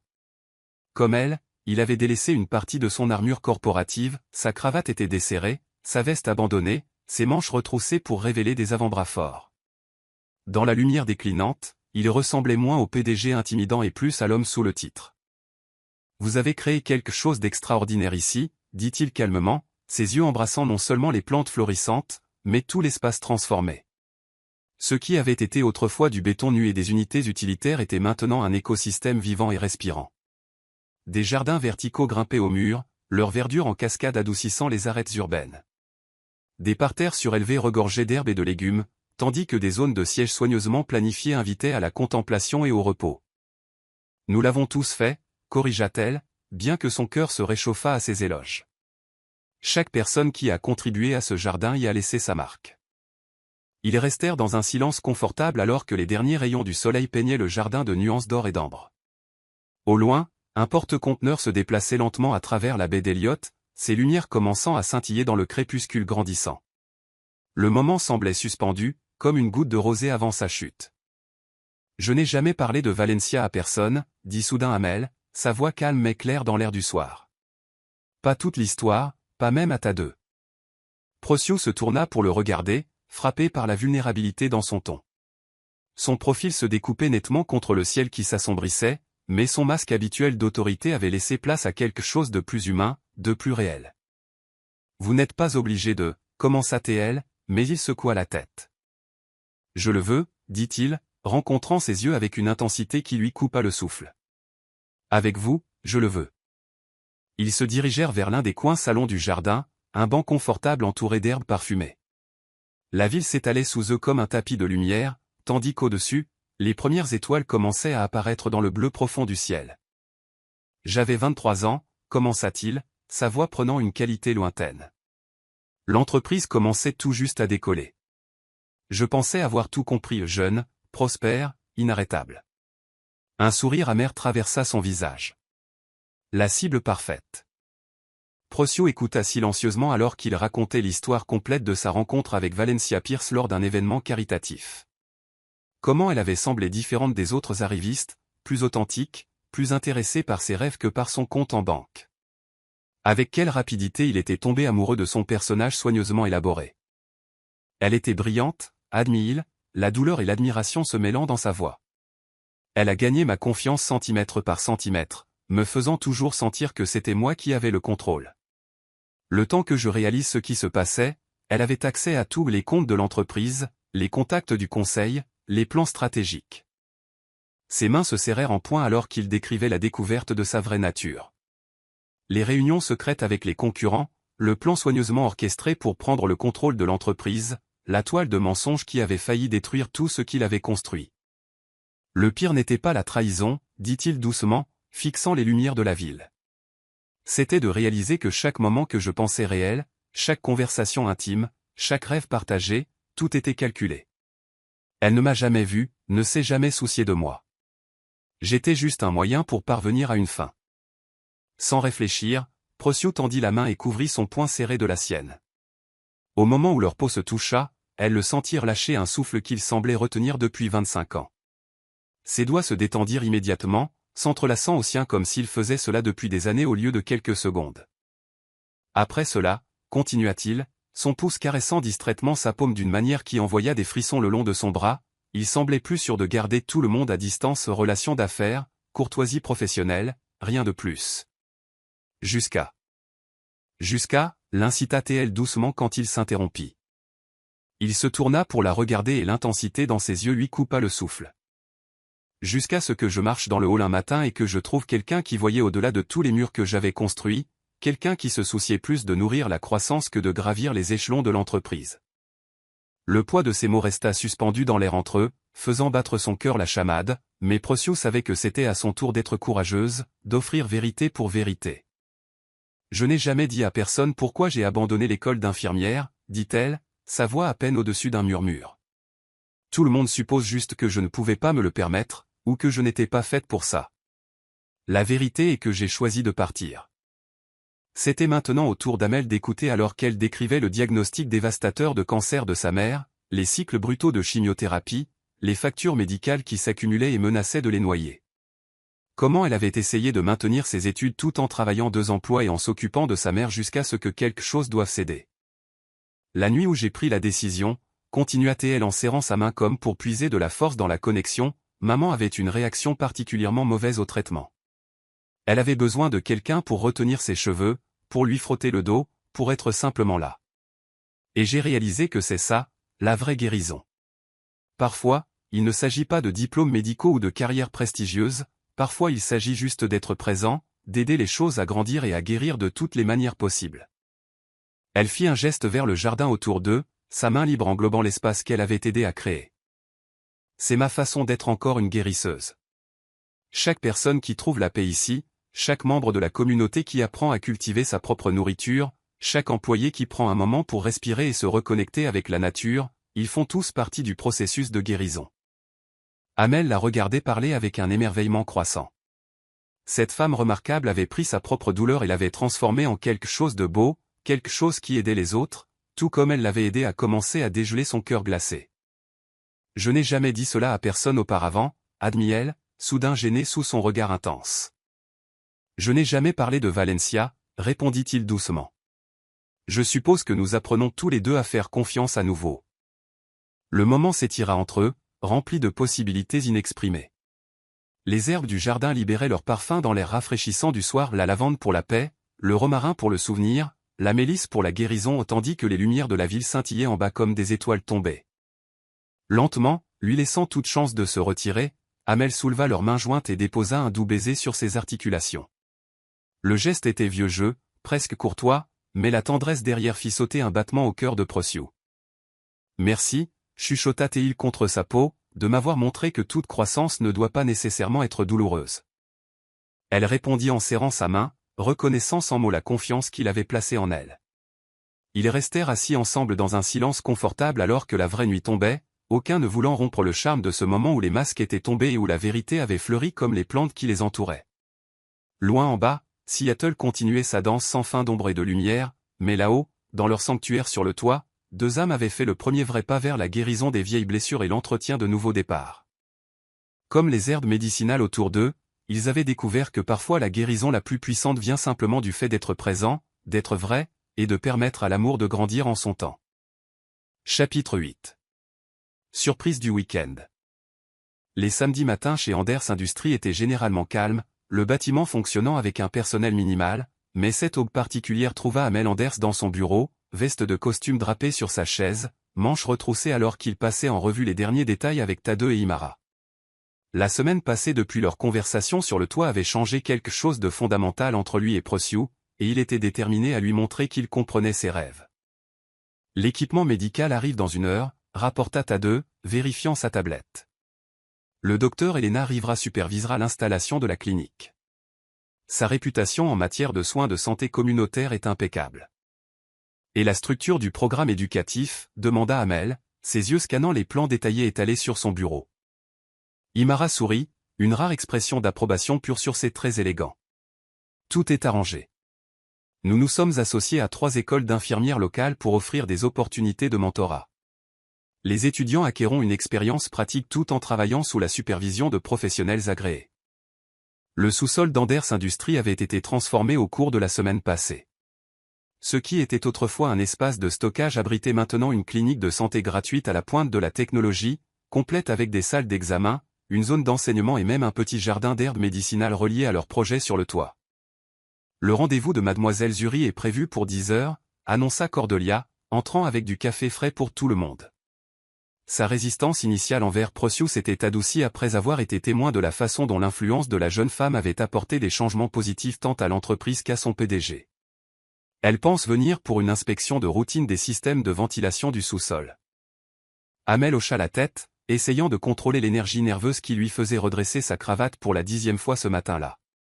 Il voulait que tout soit parfait, voulait montrer à Prociou qu'il ne comprenait pas seulement son rêve d'aider les autres, mais qu'il s'engageait à l'aider à le réaliser.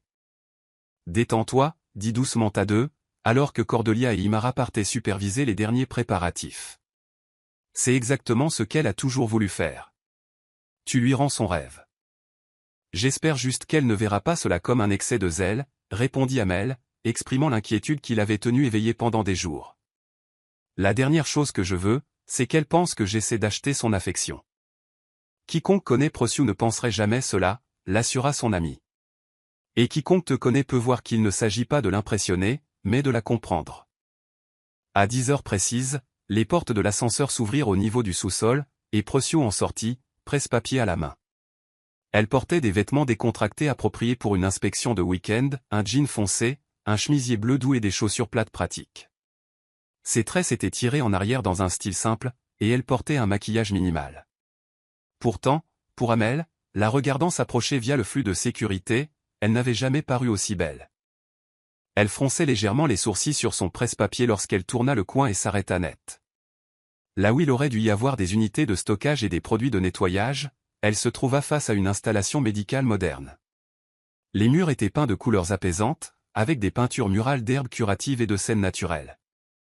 Un équipement de pointe brillait sous l'éclairage professionnel, tandis qu'une équipe de personnel médical arrangeait les fournitures et se préparait pour le jour de l'ouverture.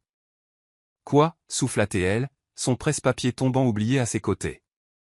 Bienvenue à l'initiative de santé communautaire d'Anders Industries, la voix d'Amel vint de derrière elle. Elle se tourna pour le trouver là, semblant quelque peu nerveux malgré son attitude confiante habituelle. J'espère que cela ne vous dérange pas que nous ayons emprunté quelques idées à votre projet de jardin sur le toit. En effet, la salle d'attente de la clinique présentait des murs vivants de plantes médicinales, créant une atmosphère apaisante qui faisait le pont entre la médecine traditionnelle et moderne. À travers des portes vitrées, elle pouvait voir un espace éducatif où les futurs travailleurs de la santé pourraient apprendre et se former. « Je ne comprends pas, » dit-elle, bien que son cœur s'emballât avec une compréhension croissante. « Comment ? Pourquoi ? » « Parce que vous aviez raison, » dit-il doucement en s'approchant. La guérison ne concerne pas seulement les carrières prestigieuses ou les diplômes médicaux, il s'agit d'être présent, d'aider les gens de toutes les manières possibles. Il fit un geste vers l'espace autour d'eux. Cette clinique fournira des soins de santé gratuits à la communauté, tout en offrant des opportunités éducatives aux aspirants professionnels de la santé qui pourraient autrement faire face aux mêmes choix impossibles que vous. Prociou sentit les larmes monter à ses yeux alors qu'elle absorbait chaque détail. Le jardin d'herbes qui fournirait des remèdes naturels, les salles de consultation confortables conçues pour mettre les patients à l'aise, les zones d'enseignement où les étudiants pourraient apprendre et grandir. Vous vous êtes souvenu, murmura-t-elle, de tout ce que j'ai dit sur le désir d'aider les gens, de rendre les soins de santé accessibles. Je vous ai écouté, dit-il simplement, même quand vous pensez que je suis juste poli, même quand vous parlez du niveau de pH du sol ou des techniques de taille appropriées. Je vous entends, Prociou. Je vous vois. Les mots frappèrent son cœur comme une force physique. Dans un monde où tant de gens avaient rejeté ses rêves ou essayé de les remodeler en quelque chose de plus convenable, voici un homme qui avait pris ses rêves et les avait aidés à fleurir. Docteur Rivera, appela Amel, et une femme distinguée dans la cinquantaine s'approcha d'eux. Voici Prociou Zuri, notre directrice du développement durable, et maintenant, si elle le veut bien, la coordinatrice de notre programme de sensibilisation éducative. Mademoiselle Zuri, dit chaleureusement le docteur Rivera, j'ai entendu des choses merveilleuses sur votre travail avec les jardins communautaires. Je crois que votre expertise en médecine naturelle et en pratique durable sera inestimable pour notre programme. Prociou pouvait à peine parler tant l'émotion lui serrait la gorge. Ce n'était pas seulement un geste d'affection, c'était une compréhension profonde de qui elle était et de ce qu'elle valorisait. Amel n'avait pas essayé de simplement ressusciter son vieux rêve d'être infirmière. Il l'avait aidée à créer quelque chose de nouveau qui intégrait tous les aspects de son parcours. « Voulez-vous une visite ?» demanda-t-il doucement. « Il y a plus à vous montrer. » Elle hocha la tête, ne faisant pas encore confiance à sa voix. Alors qu'il marchait à travers l'installation, chaque nouveau détail montrait combien de réflexions avaient été mises dans le projet. La zone pour enfants présentait des affichages interactifs sur l'alimentation saine et la science du jardinage. La pharmacie comprenait une section dédiée aux remèdes naturels, complète avec du matériel éducatif sur l'intégration de la médecine traditionnelle et moderne. Le jardin sur le toit fournira des herbes fraîches et des légumes, expliqua Amel alors qu'ils atteignaient la serre connectée. Nous nous sommes déjà associés à des écoles locales pour fournir des programmes éducatifs sur la nutrition et l'agriculture durable. C'est. Prociou s'arrêta, submergé par l'ampleur de ce qu'il avait créé. Amel, c'est plus que je n'ai jamais rêvé possible. Il se tourna pour lui faire face complètement, son expression plus ouverte et vulnérable qu'elle ne l'avait jamais vue. Vous m'avez rendu ma capacité de rêver, Prosciu. De voir au-delà des marges bénéficiaires et des stratégies d'entreprise vers ce qui compte vraiment. Ceci, il fit un geste vers la clinique autour d'eux, c'est juste moi essayant de vous rendre l'appareil. Une agitation à l'entrée principale attira leur attention. Un groupe d'étudiants en soins infirmiers était arrivé pour l'orientation, leurs voix excitées remplissant l'espace d'énergie et de possibilités. Parmi eux, Prosciu reconnut plusieurs visages du centre de jeunesse où elle faisait du bénévolat. Des jeunes qui avaient craint que leur rêve de carrière médicale ne soit hors de portée. Vous avez écouté, dit-elle à nouveau, les larmes débordant finalement. Vous avez vraiment écouté mes rêves. Amel tendit la main lentement, lui laissant le temps de se retirer, et essuya une larme de sa joue. Comment pourrais-je ne pas le faire? Vous écoutez les miens depuis ce premier matin parmi les orchidées, même quand je ne savais pas que j'en avais encore. Le contact de sa main sur son visage envoya une chaleur se répandre dans tout son corps. Autour d'eux, la clinique bourdonnait des préparatifs pour le jour de l'ouverture, mais à ce moment-là, ils auraient pu aussi bien être seuls au monde. Merci, chuchota TL, se penchant légèrement vers son contact, pas seulement pour ça, mais pour me voir, la vraie moi. Toujours, promit-il doucement, et dans ce seul mot résidait toute déclaration d'amour qu'aucun d'eux n'était tout à fait prêt à exprimer à voix haute. Le moment fut rompu par Tadeu s'éclaircissant la gorge à proximité. Désolé d'interrompre, mais le docteur Rivera a besoin de quelques approbations finales avant que nous n'ouvrions demain. Prosciu recula à contre-cœur, essuyant ses larmes avec un petit rire. Je dois avoir l'air d'un désastre. Vous êtes magnifique, dit Amel avec une honnêteté si simple que son cœur manqua un battement. Allez-y, aidez-les à tout préparer, c'est votre projet maintenant aussi. Elle lui lança un dernier regard émerveillé avant de rejoindre le docteur Rivera et le personnel, ses capacités naturelles de leadership venant immédiatement au premier plan alors qu'elle aidait à organiser les derniers préparatifs. Tadeu vint se tenir à côté de son ami, regardant Prosciu guider les étudiants infirmiers à travers le jardin d'herbe avec un enthousiasme contagieux. Tu sais, dit-il pensivement, depuis toutes les années que je te connais, je ne t'ai jamais vu mettre autant de réflexion dans un cadeau. Ce n'est pas un cadeau, répondit Amel, ses yeux ne quittant jamais Prosciu. C'est un avenir. Un avenir que j'espère nous bâtirons ensemble. Au fil de la journée, la clinique prit pleinement vie. Les membres de la communauté qui avaient entendu parler du projet commencèrent à s'arrêter, curieux de la nouvelle installation. Prosciu se déplaçait parmi eux avec grâce et détermination, sa joie dans le projet évidente dans chaque interaction. Au coucher du soleil, quand la plupart du personnel fut rentré chez lui, elle trouva Amel dans le jardin d'herbe, examinant un plan de lavande avec une attention minutieuse. Vous avez créé quelque chose de miraculeux ici, dit-elle doucement. Il se tourna vers elle avec un regard qui le faisait paraître des années plus jeune. Non, nous l'avons fait. Tout ce que je construirai à partir de maintenant, je veux le construire avec vous. Les mots restèrent suspendus dans l'air entre eux, lourds de promesses. Et cette fois, quand il tendit la main vers elle, elle le rencontra à mi-chemin. Chapitre 9. La tempête. La pluie d'automne fouettait les fenêtres d'Anders Industries, correspondant à la tension qui crépitait à travers l'étage de la direction. Prosciu se tenait dans son bureau, regardant l'eau ruisseler sur le verre, tandis que son esprit essayait de traiter les événements de la matinée. La paix qu'ils avaient trouvée ces dernières semaines, la joie tranquille de construire quelque chose de significatif ensemble, avait été brisée par un simple courriel. Valencia Pierce était de retour à Seattle. La nouvelle s'était répandue dans l'entreprise comme une traînée de poudre, portée par des murmures et des regards inquiets. Même ceux trop jeunes pour se souvenir du scandale original connaissaient l'histoire. La belle mondaine qui avait failli détruire à la fois Anders Industries et son fondateur par une campagne soigneusement orchestrée de séduction et d'espionnage industriel. Maintenant, 25 ans plus tard, elle voulait faire amende honorable. C'est un piège, avait dit à 2 points et la nouvelle s'était répandue instantanément. Elle avait vu dans la presse le succès récent de l'entreprise, notamment les initiatives en matière de développement durable. Elle cherchait un autre angle d'attaque. Mais l'inquiétude de Prosciu n'était pas pour l'entreprise. Elle était pour Amel. Elle avait vu son visage lorsque Cordelia avait transmis le message, vu cette vieille douleur traverser ses traits avant que son masque de dirigeant ne retombe brutalement. Il s'était immédiatement plongé dans des réunions, évitant toute occasion de conversation privée. On frappa à sa porte, interrompant ses pensées. Imara entra, son élégance habituelle teintée d'une certaine tension. Elle est là, dit la directrice des ressources humaines sans préambule.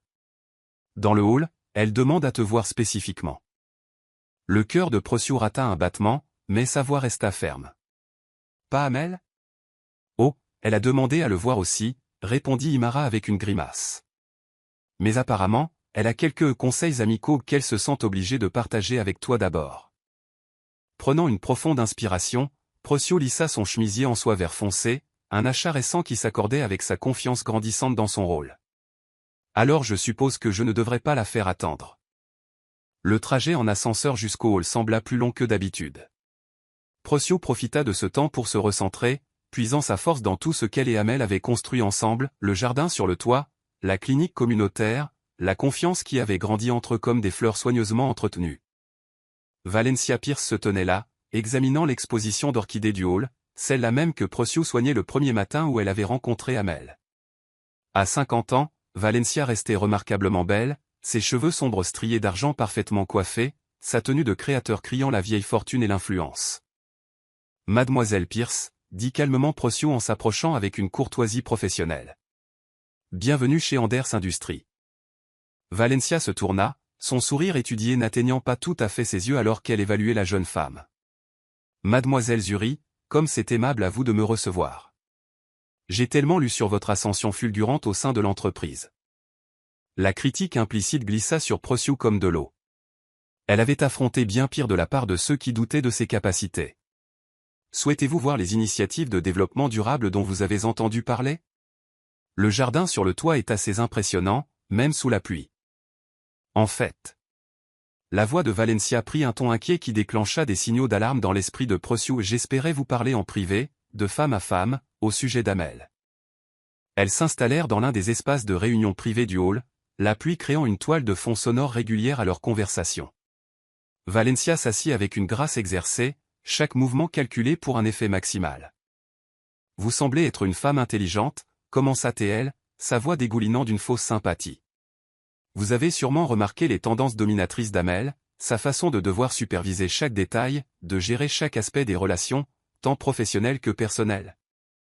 Procyo garda une expression neutre, bien qu'intérieurement elle s'émerveilla de voir à quel point deux personnes pouvaient percevoir le même homme différemment. Là où Valencia voyait du contrôle, Procyo avait reçu du soutien. Là où la femme plus âgée percevait de la manipulation, Procyo avait trouvé une véritable compréhension. Monsieur Anders est minutieux dans ses pratiques commerciales, répondit-elle diplomatiquement. Cela a bien servi l'entreprise. Le sourire de Valencia devint prédateur. Oh, ma chère, vous êtes encore dans la phase dorée, n'est-ce pas? Quand chaque geste semble romantique plutôt que calculé, quand chaque opportunité professionnelle ressemble à un cadeau plutôt qu'à une chaîne. La référence à la clinique fit brièvement se crisper les mains de Procyo sur ses genoux, mais sa voix resta stable. Pourquoi êtes-vous vraiment ici, mademoiselle Pierce? Pour vous mettre en garde. Valencia se pencha en avant, baissant la voix sur un ton de conspiration. J'ai été jeune moi aussi, et ébloui par son attention, ses grands gestes, sa générosité apparente. Mais tout cela a un prix. Il vous refaçonnera à son image de la perfection, contrôlera chaque aspect de votre vie jusqu'à ce que vous ne puissiez plus respirer sans sa permission. Les mots restèrent suspendus dans l'air, et Procyo ressentit une vague de pitié pour cette femme, qui n'avait jamais vraiment connu Amel. Elle avait été tellement concentrée sur sa manipulation qu'elle avait manqué le cœur véritable sous son extérieur professionnel. Vous vous trompez, dit simplement Procyo en se levant de son siège.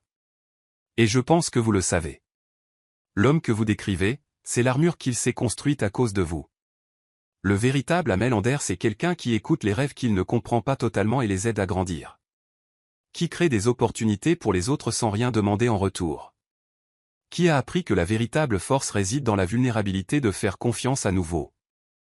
Le masque soigneusement construit de Valencia glissa un instant, montrant une réelle surprise face à la conviction tranquille dans la voix de Procyo. J'apprécie votre sollicitude, poursuivit Procyo, le ton professionnel m'est ferme, mais je sais exactement qui est Amel. Plus important encore, je sais qui je suis. Personne ne peut me transformer en quelque chose que je ne choisis pas d'être. Le bruit de pas les fit se retourner toutes les deux. Amel se tenait à l'entrée du hall, sa haute silhouette tendue alors qu'il assimilait la scène devant lui. Les années disparurent un instant alors qu'il faisait face à son passé, mais ensuite ses yeux trouvèrent ceux de Procyo, et le présent se réaffirma avec une clarté cristalline. Valencia, dit-il, la voix contrôlée. Je crois que nous n'avons rien à nous dire. Ne veux-tu même pas entendre mes excuses, demanda Valencia en se levant gracieusement. Mon explication pour ce qui s'est passé toutes ces années-là? Non, répondit-il simplement en venant se placer aux côtés de Procyon. Le passé est révolu. J'ai trouvé quelque chose de bien plus précieux que des explications ou des excuses. J'ai trouvé la vérité. Sa main trouva celle de Procyon, leurs doigts s'entrelaçant naturellement, et l'expression de Valencia changea alors qu'elle comprenait enfin. Ce n'était pas le même homme qu'elle avait manipulé autrefois. Cet Amel Anders se tenait fermement ancré dans sa propre force, soutenu par une femme qui l'égalait en dignité et en détermination. Eh bien, dit Valencia en rassemblant son sac de créateur, il semble que mon inquiétude était inutile. J'espère toutefois, mademoiselle Zuri, que vous vous souviendrez de notre conversation lorsque le vent tournera. La seule chose qui change ici, répondit Procyon avec une assurance tranquille, c'est la saison. Notre jardin est magnifique en automne, mademoiselle Pierce. Vous devriez revenir quand les herbes médicinales seront en pleine floraison. L'insistance subtile sur la guérison n'échappa à personne. Valencia partit avec autant de grâce qu'elle put en rassembler, ses talons aiguilles claquant sur le sol en marbre comme un tonnerre qui s'éloigne. Une fois parti, Amel se tourna vers Procyon, ses yeux scrutant son visage. « Est-ce que ça va ? Que t'a-t-elle dit » Procyon serra doucement sa main. « Rien qui n'ait d'importance. » Elle décrivait un homme que je n'ai jamais rencontré, et que je ne rencontrerai jamais, car il n'existe que dans son imagination. La tension dans ses épaules s'apaisa légèrement. Quand Cordelia m'a dit qu'elle était là pour te voir, j'ai pensé que tu pourrais croire sa version de moi plutôt que tout ce que j'ai vu de mes propres yeux.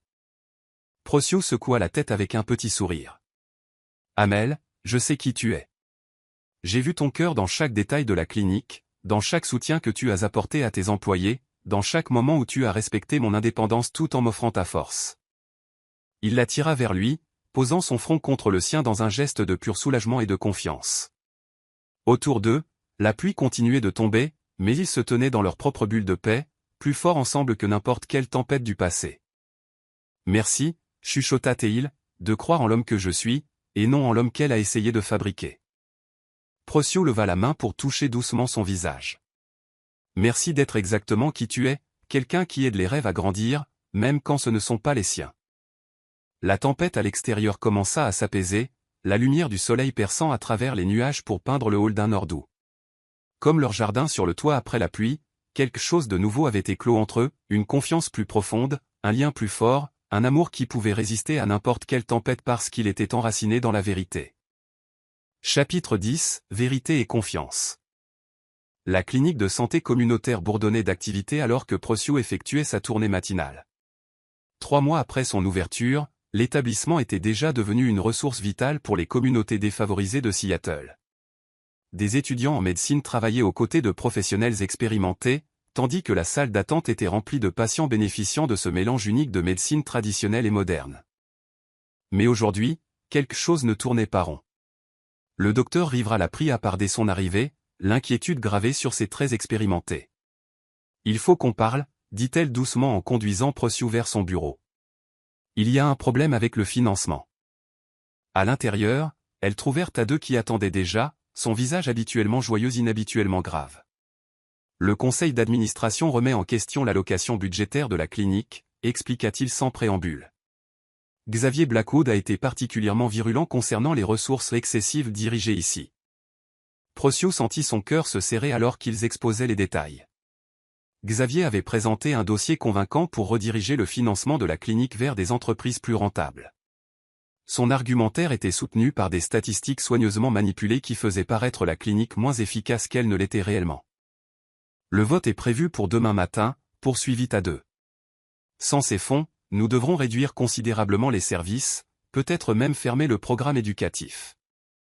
Procyon pensa aux étudiants qu'elle avait encadrés, aux membres de la communauté qui comptaient sur la clinique, à l'équilibre délicat de la confiance qu'ils avaient bâti.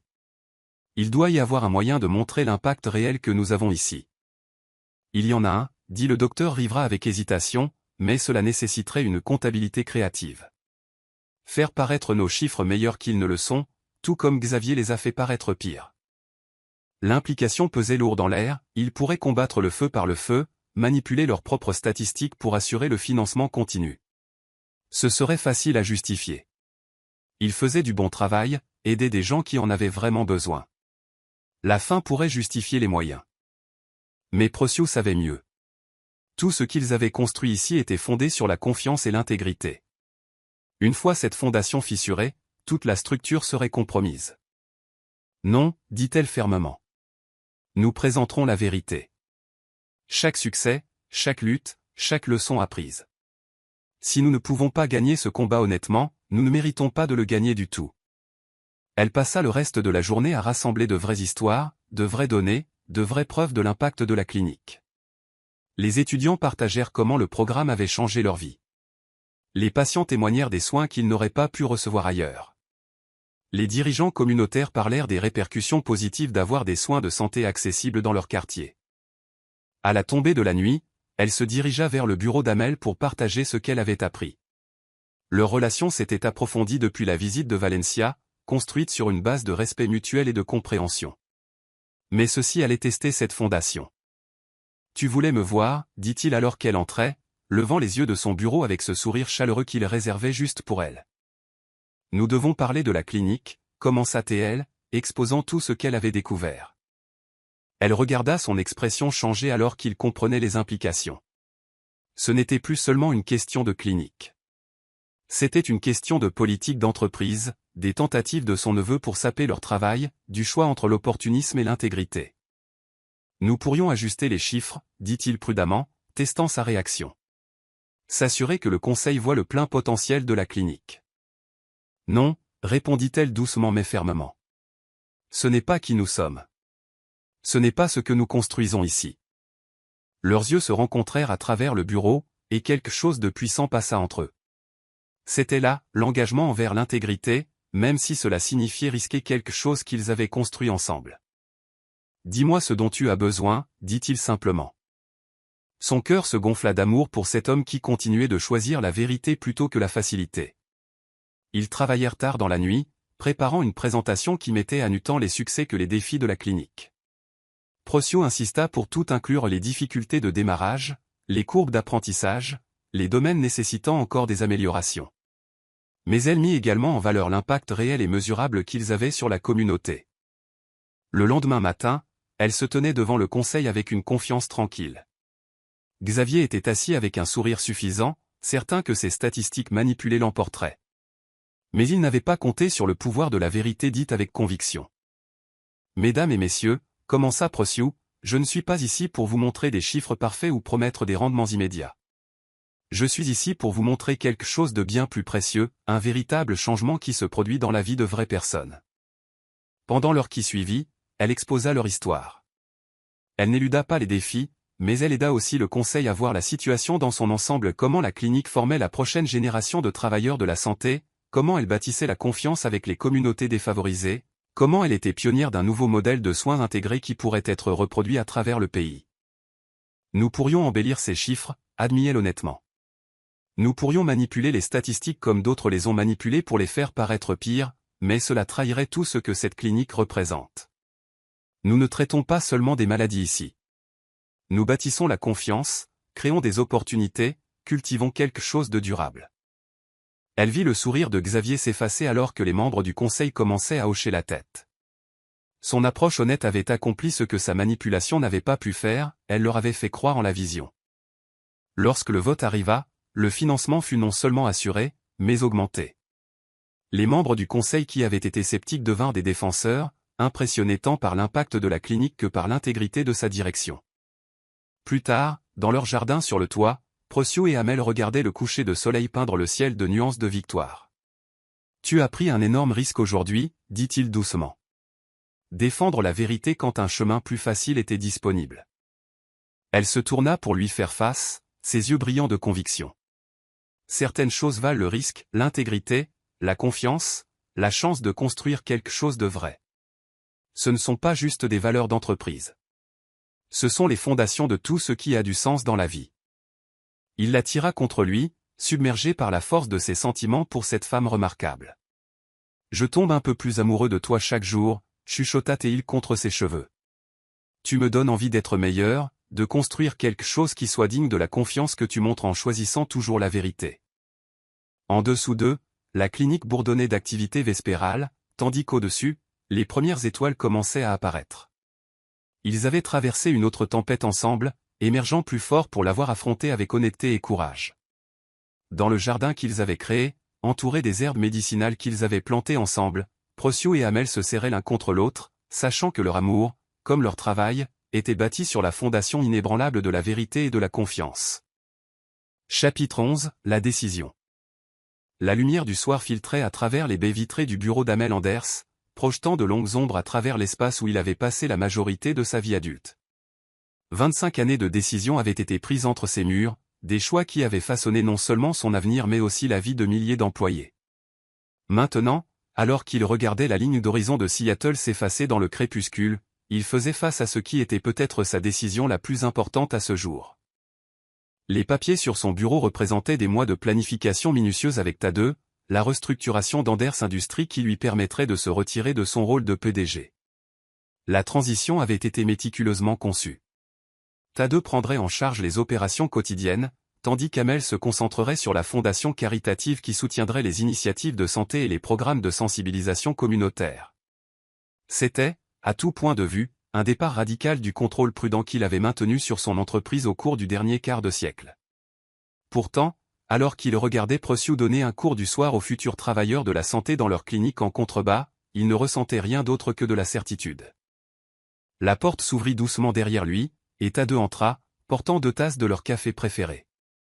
Toujours en train de broyer du noir, demanda son ami en posant une tasse sur le bureau. De réfléchir, corrigea Amel en se détournant de la fenêtre.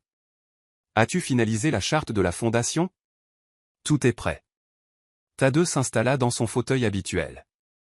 La fondation Anders pour la santé communautaire pourra soutenir des cliniques similaires à travers le pays. Le modèle de Procyo, intégrant soins de santé et éducation communautaire, aidera des milliers de personnes. La mention de son nom fit naître un sourire sur le visage d'Amel, chose qui arrivait de plus en plus fréquemment ces jours-ci. Depuis la crise du financement, leur relation s'était approfondie en quelque chose de profond, un partenariat qui transcendait à la fois leur vie professionnelle et personnelle. Lui as-tu déjà dit? Demanda TAD doucement. Pas encore. Amel alla s'asseoir derrière son bureau, ses doigts traçant le bord usé où il avait passé d'innombrables heures à bâtir son empire. Je veux que tout soit en place d'abord. Tu sais qu'elle ne se soucierait pas de tout ça, dit TAD en désignant les papiers détaillant la restructuration. Elle est tombée amoureuse de toi, pas de ta position. Les mots restèrent suspendus entre eux. Ni Procyo ni Amel n'avaient encore prononcé ces 3 mots, bien qu'ils les ressentissent tous deux dans chaque moment partagé, chaque conversation calme, chaque défi affronté ensemble. C'est exactement pour cela qu'elle mérite que les choses soient faites correctement, répondit Amel. Pas de complications, pas de politique d'entreprise, pas de questions sur les motivations ou les apparences. Un coup à la porte les interrompit. Imara entra, sa présence élégante commandant l'attention, comme toujours. Les membres du conseil se réunissent pour la séance du soir. Es-tu prêt? Amel ajusta sa cravate et se leva, rassemblant les papiers qui allaient tout changer. Oui, dit-il simplement, et ses 2 amis entendirent le poids de la certitude dans ce seul mot. La salle du conseil était pleine à leur arrivée, des visages à la fois familiers et nouveaux tournés avec attente vers leur PDG. Xavier Blackwood était assis près du bout de la table, son expression soigneusement neutre, bien que ses yeux trahissent sa curiosité sur cette session nocturne inattendue. Mesdames et messieurs, commença Amel, sa voix portant l'autorité de 25 ans à la barre, merci d'être venus avec un si court préavis. Ce soir, j'annonce des changements significatifs dans la structure de direction d'Anders Industries. Il exposa le plan méthodiquement, regardant la compréhension poindre sur divers visages alors qu'il saisissait l'ampleur de ce qu'il proposait. La création de la fondation, la transition du pouvoir à TAD, le nouvel accent mis sur les initiatives de santé communautaire, c'était un départ radical de l'approche purement lucrative qui avait dominé ces premières années. Mais pourquoi? L'interrompit Xavier, la voix aiguë d'incrédulité, et l'entreprise a plus de succès que jamais. Pourquoi se retirer maintenant? Le regard d'Amel balaya la salle, englobant les gens qui avaient fait partie de son voyage. Parce que le succès ne se mesure pas uniquement aux marges bénéficiaires. Il y a 25 ans, j'ai perdu cela de vue. J'ai construit des murs autour de moi et de cette entreprise, concentrés uniquement sur la protection et le contrôle. Mais la véritable force, je l'ai appris, vient du fait de faire grandir quelque chose de plus grand que nous-mêmes. À travers les parois de verre, il pouvait voir Procyon dans la clinique en bas, consultant maintenant le docteur Rivera au sujet du plan de traitement d'un patient. La vue d'elle, si confiante et déterminée dans l'espace qu'ils avaient créé ensemble, renforçait tout ce qu'il disait. La Fondation Anders travaillera à établir des centres de soins de santé intégrés à travers le pays, combinant médecine moderne, éducation communautaire et pratiques durables. Chaque centre s'associera avec des écoles d'infirmières locales et des prestataires de soins, créant des opportunités pour la prochaine génération de professionnels médicaux. Les membres du conseil écoutaient attentivement alors qu'il décrivait la vision. Une vision qui avait commencé avec une coordinatrice de maintenance s'occupant d'orchidées et qui avait grandi en quelque chose de transformateur. Monsieur Kingston se prépare à cette transition depuis des mois, poursuivit Amel. Il a mon entière confiance, et je crois qu'il mènera Anders Industries vers un avenir encore plus prospère. Le vote qui suivit fut largement cérémoniel. Amel et Tadeu avaient déjà obtenu le soutien dont ils avaient besoin. En 1 heure, les papiers furent signés, le communiqué de presse préparé, et 25 ans de contrôle obsessionnel furent transformés en quelque chose de nouveau et plein de possibilités. Alors que les membres du conseil sortaient, offrant félicitations et vœux de réussite, Amel ressentit un profond sentiment de paix. Il rassembla ses affaires, souhaita bonne nuit à Tadeu et Imara, et descendit à la clinique. Procyon terminait son dernier cours, sa voix portant clairement alors qu'elle expliquait l'importance de combiner les pratiques de guérison traditionnelles avec la médecine moderne. Les étudiants étaient suspendus à ses lèvres, inspirés par sa passion et son expertise. Elle leva les yeux quand il entra, et tout son visage s'illumina de ce sourire qui avait commencé à dégeler son cœur glacé. « Donne-moi 5 minutes, demanda-t-elle, et il hocha la tête, content de la regarder conclure la leçon. Quand les étudiants furent partis, elle s'approcha de lui avec de l'inquiétude dans les yeux. « Est-ce que tout va bien ? Tu as semblé préoccupé toute la journée. » Au lieu de répondre directement, il prit sa main et la conduisit à leur jardin sur le toit. L'espace avait fleuri sous leurs soins, devenant un témoignage de ce qui pouvait grandir lorsqu'on le nourrissait avec patience et amour. « J'ai pris une décision aujourd'hui, dit-il alors qu'ils se tenaient parmi les herbes et les fleurs qu'ils avaient plantées ensemble. Je quitte mon poste de PDG. Les yeux de Procyon s'agrandirent de surprise, mais elle resta silencieuse, lui laissant l'espace pour continuer. Tadeu prendra en charge les opérations de l'entreprise pendant que je me concentrerai sur l'expansion de ce que nous avons construit ici, la clinique, les programmes éducatifs, le modèle de soins intégrés. Nous créons une fondation pour soutenir des initiatives similaires à travers le pays. La compréhension s'éclaira dans ses yeux. C'est pour ça que tu rencontrais des consultants en santé et des organisateurs communautaires. Il hocha la tête, l'attirant plus près. Il y a 25 ans, je pensais que le succès signifiait construire des murs pour protéger ce qui était à moi. Tu m'as montré que le vrai succès vient de l'abattement des murs, de l'aide apportée aux autres pour grandir, de la création de quelque chose de significatif ensemble. Des larmes brillèrent dans ses yeux alors qu'elle levait la main pour toucher son visage. Es-tu sûr de cela ? Anders Industries a été l'œuvre de ta vie. Ça l'était, acquiesça-t-il doucement. Mais tu m'as aidé à trouver un nouveau but, une meilleure façon d'utiliser tout ce que j'ai construit. Et je veux construire ce prochain chapitre avec toi, non pas comme PDG et directrice du développement durable, mais comme partenaire dans tous les sens du terme. Les mots restèrent suspendus dans l'air, pleins de promesses et de possibilités. Procyon se mit sur la pointe des pieds et l'embrassa doucement, un geste plein d'amour et de compréhension. Partenaire, chuchota-t-elle contre ses lèvres, et dans ce mot se trouvait toute la déclaration d'amour qu'il n'avait pas encore exprimée. Au-dessus d'eux, les étoiles commençaient à apparaître dans le ciel qui s'assombrissait, tandis qu'en bas, la clinique bourdonnait d'énergie curative. Ils se tenaient ensemble dans le jardin qu'ils avaient créé, prêts à faire grandir quelque chose d'encore plus beau ensemble. La décision avait été prise, non par peur ou instinct protecteur comme tant de choix dans son passé, mais par amour et espoir pour l'avenir. Après 25 ans d'hiver, Amel Anders était enfin prêt à embrasser le printemps. Chapitre 12, Nouveau départ. Le jardin sur le toit d'Anders Industries débordait de vie par une parfaite matinée de printemps à Seattle. Des orchidées blanches, de la même variété qui avaient été témoins de leur première rencontre, décoraient chaque coin, leurs pétales délicats dansant dans la brise légère. L'espace qu'ils avaient cultivé ensemble avait été transformé en un jardin enchanté pour le jour le plus important de leur vie. Des chaises en bois disposées en rangées élégantes faisaient face à une arche tissée de roses grimpantes et d'herbes médicinales de leur jardin. La ville s'étendait en dessous d'eux, mais ici haut, entourés des fleurs et des plantes qu'ils avaient nourries ensemble, on se sentait comme dans un paradis privé. Dans une pièce calme, plusieurs étages plus bas, Procio était assise devant un miroir, tandis qu'Imara apportait les dernières touches à sa coiffure. Sa robe de mariée était d'une simplicité élégante, un fourreau de soie ivoire qui soulignait sa grâce naturelle. Autour de son cou pendait le collier de mariage restauré de sa mère, sa chaîne en or délicate portant des générations d'amour et de tradition. « Ta mère serait si fière », dit doucement Imara, fixant une autre épingle en cristal dans le chignon tressé complexe de Procio. « Pas seulement de ta beauté aujourd'hui, mais de tout ce que tu as accompli. » Procio toucha doucement le collier, se souvenant de tous les rêves qu'il avait menés à ce moment. « Parfois, je n'arrive toujours pas à croire à quel point tout a changé en un an, chuchota T.L. En effet, les changements avaient été remarquables. La Fondation Anders avait déjà établi 3 nouveaux centres de soins intégrés dans des communautés défavorisées à travers le pays. La clinique originale était devenue un modèle de soins de santé durable, dont bénéficiaient tant les étudiants en médecine que les membres de la communauté grâce à son approche innovante. On frappa à la porte et le docteur Rivera apparut, rayonnante de fierté.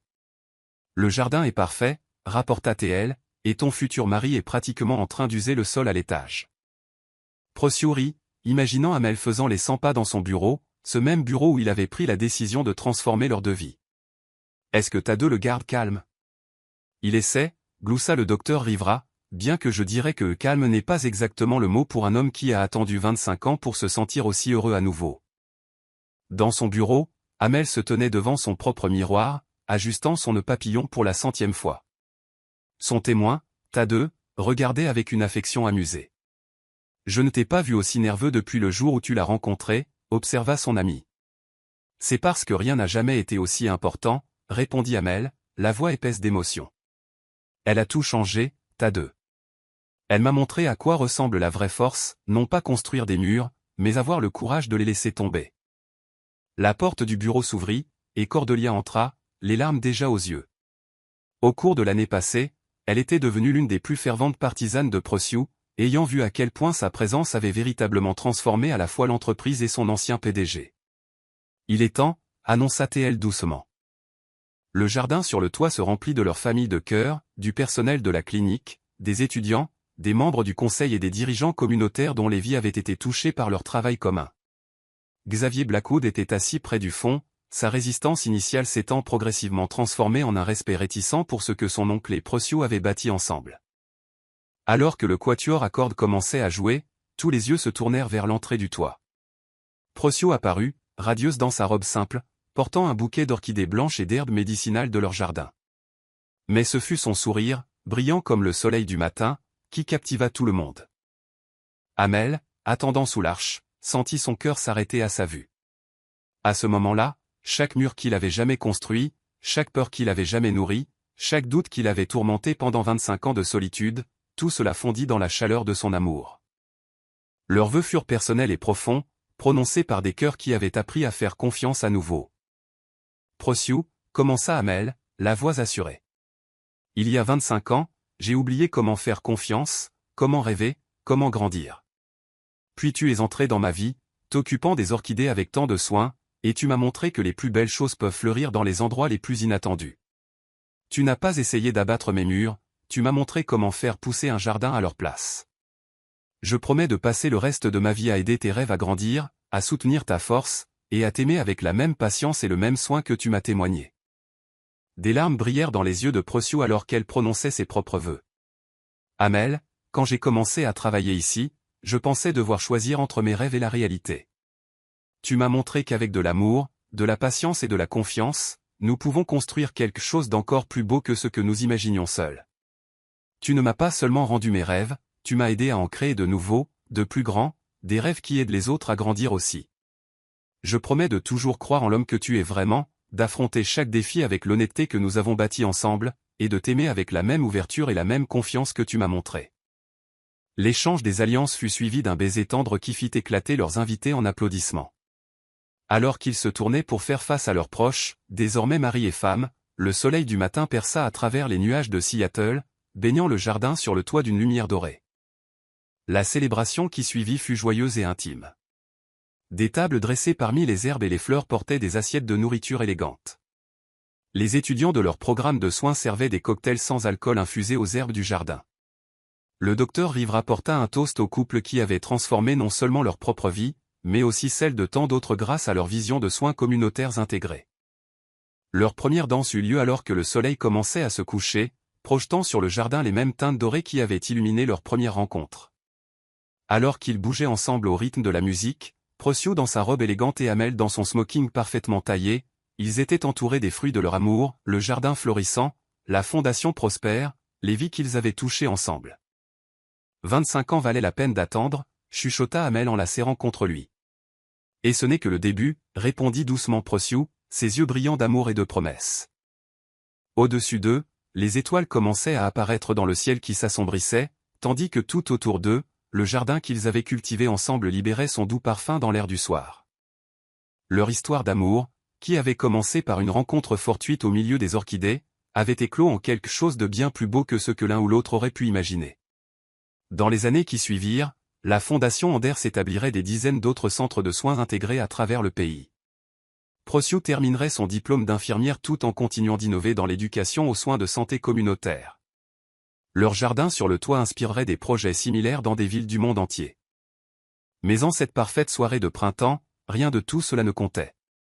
Ce qui comptait, c'était l'amour qui avait grandi entre eux, aussi constant et naturel que les herbes de leur jardin, aussi curatif que le travail qu'ils faisaient ensemble, aussi réel que la confiance qu'ils avaient bâtie jour après jour. Ils avaient prouvé que le véritable amour ne voit pas les titres ou le statut, il voit le cœur. Et parfois, les plus belles histoires d'amour commencent dans les endroits les plus inattendus, fleurissant comme des fleurs dans les fissures de murs soigneusement construits, grandissant en quelque chose d'assez fort pour guérir non seulement deux cœurs, mais toute une communauté. Alors que la nuit tombait sur Seattle, le jardin sur le toit brillait de guirlandes de lumière douce, comme des étoiles descendues sur terre. Amel et Procyo Anders se tenaient parmi les fleurs qu'ils avaient plantées ensemble, leur histoire d'amour témoignant du pouvoir des secondes chances, de la force de l'honnêteté, et de la beauté qui peut grandir lorsque deux cœurs apprennent à faire confiance à nouveau. Abonnez-vous si vous avez aimé.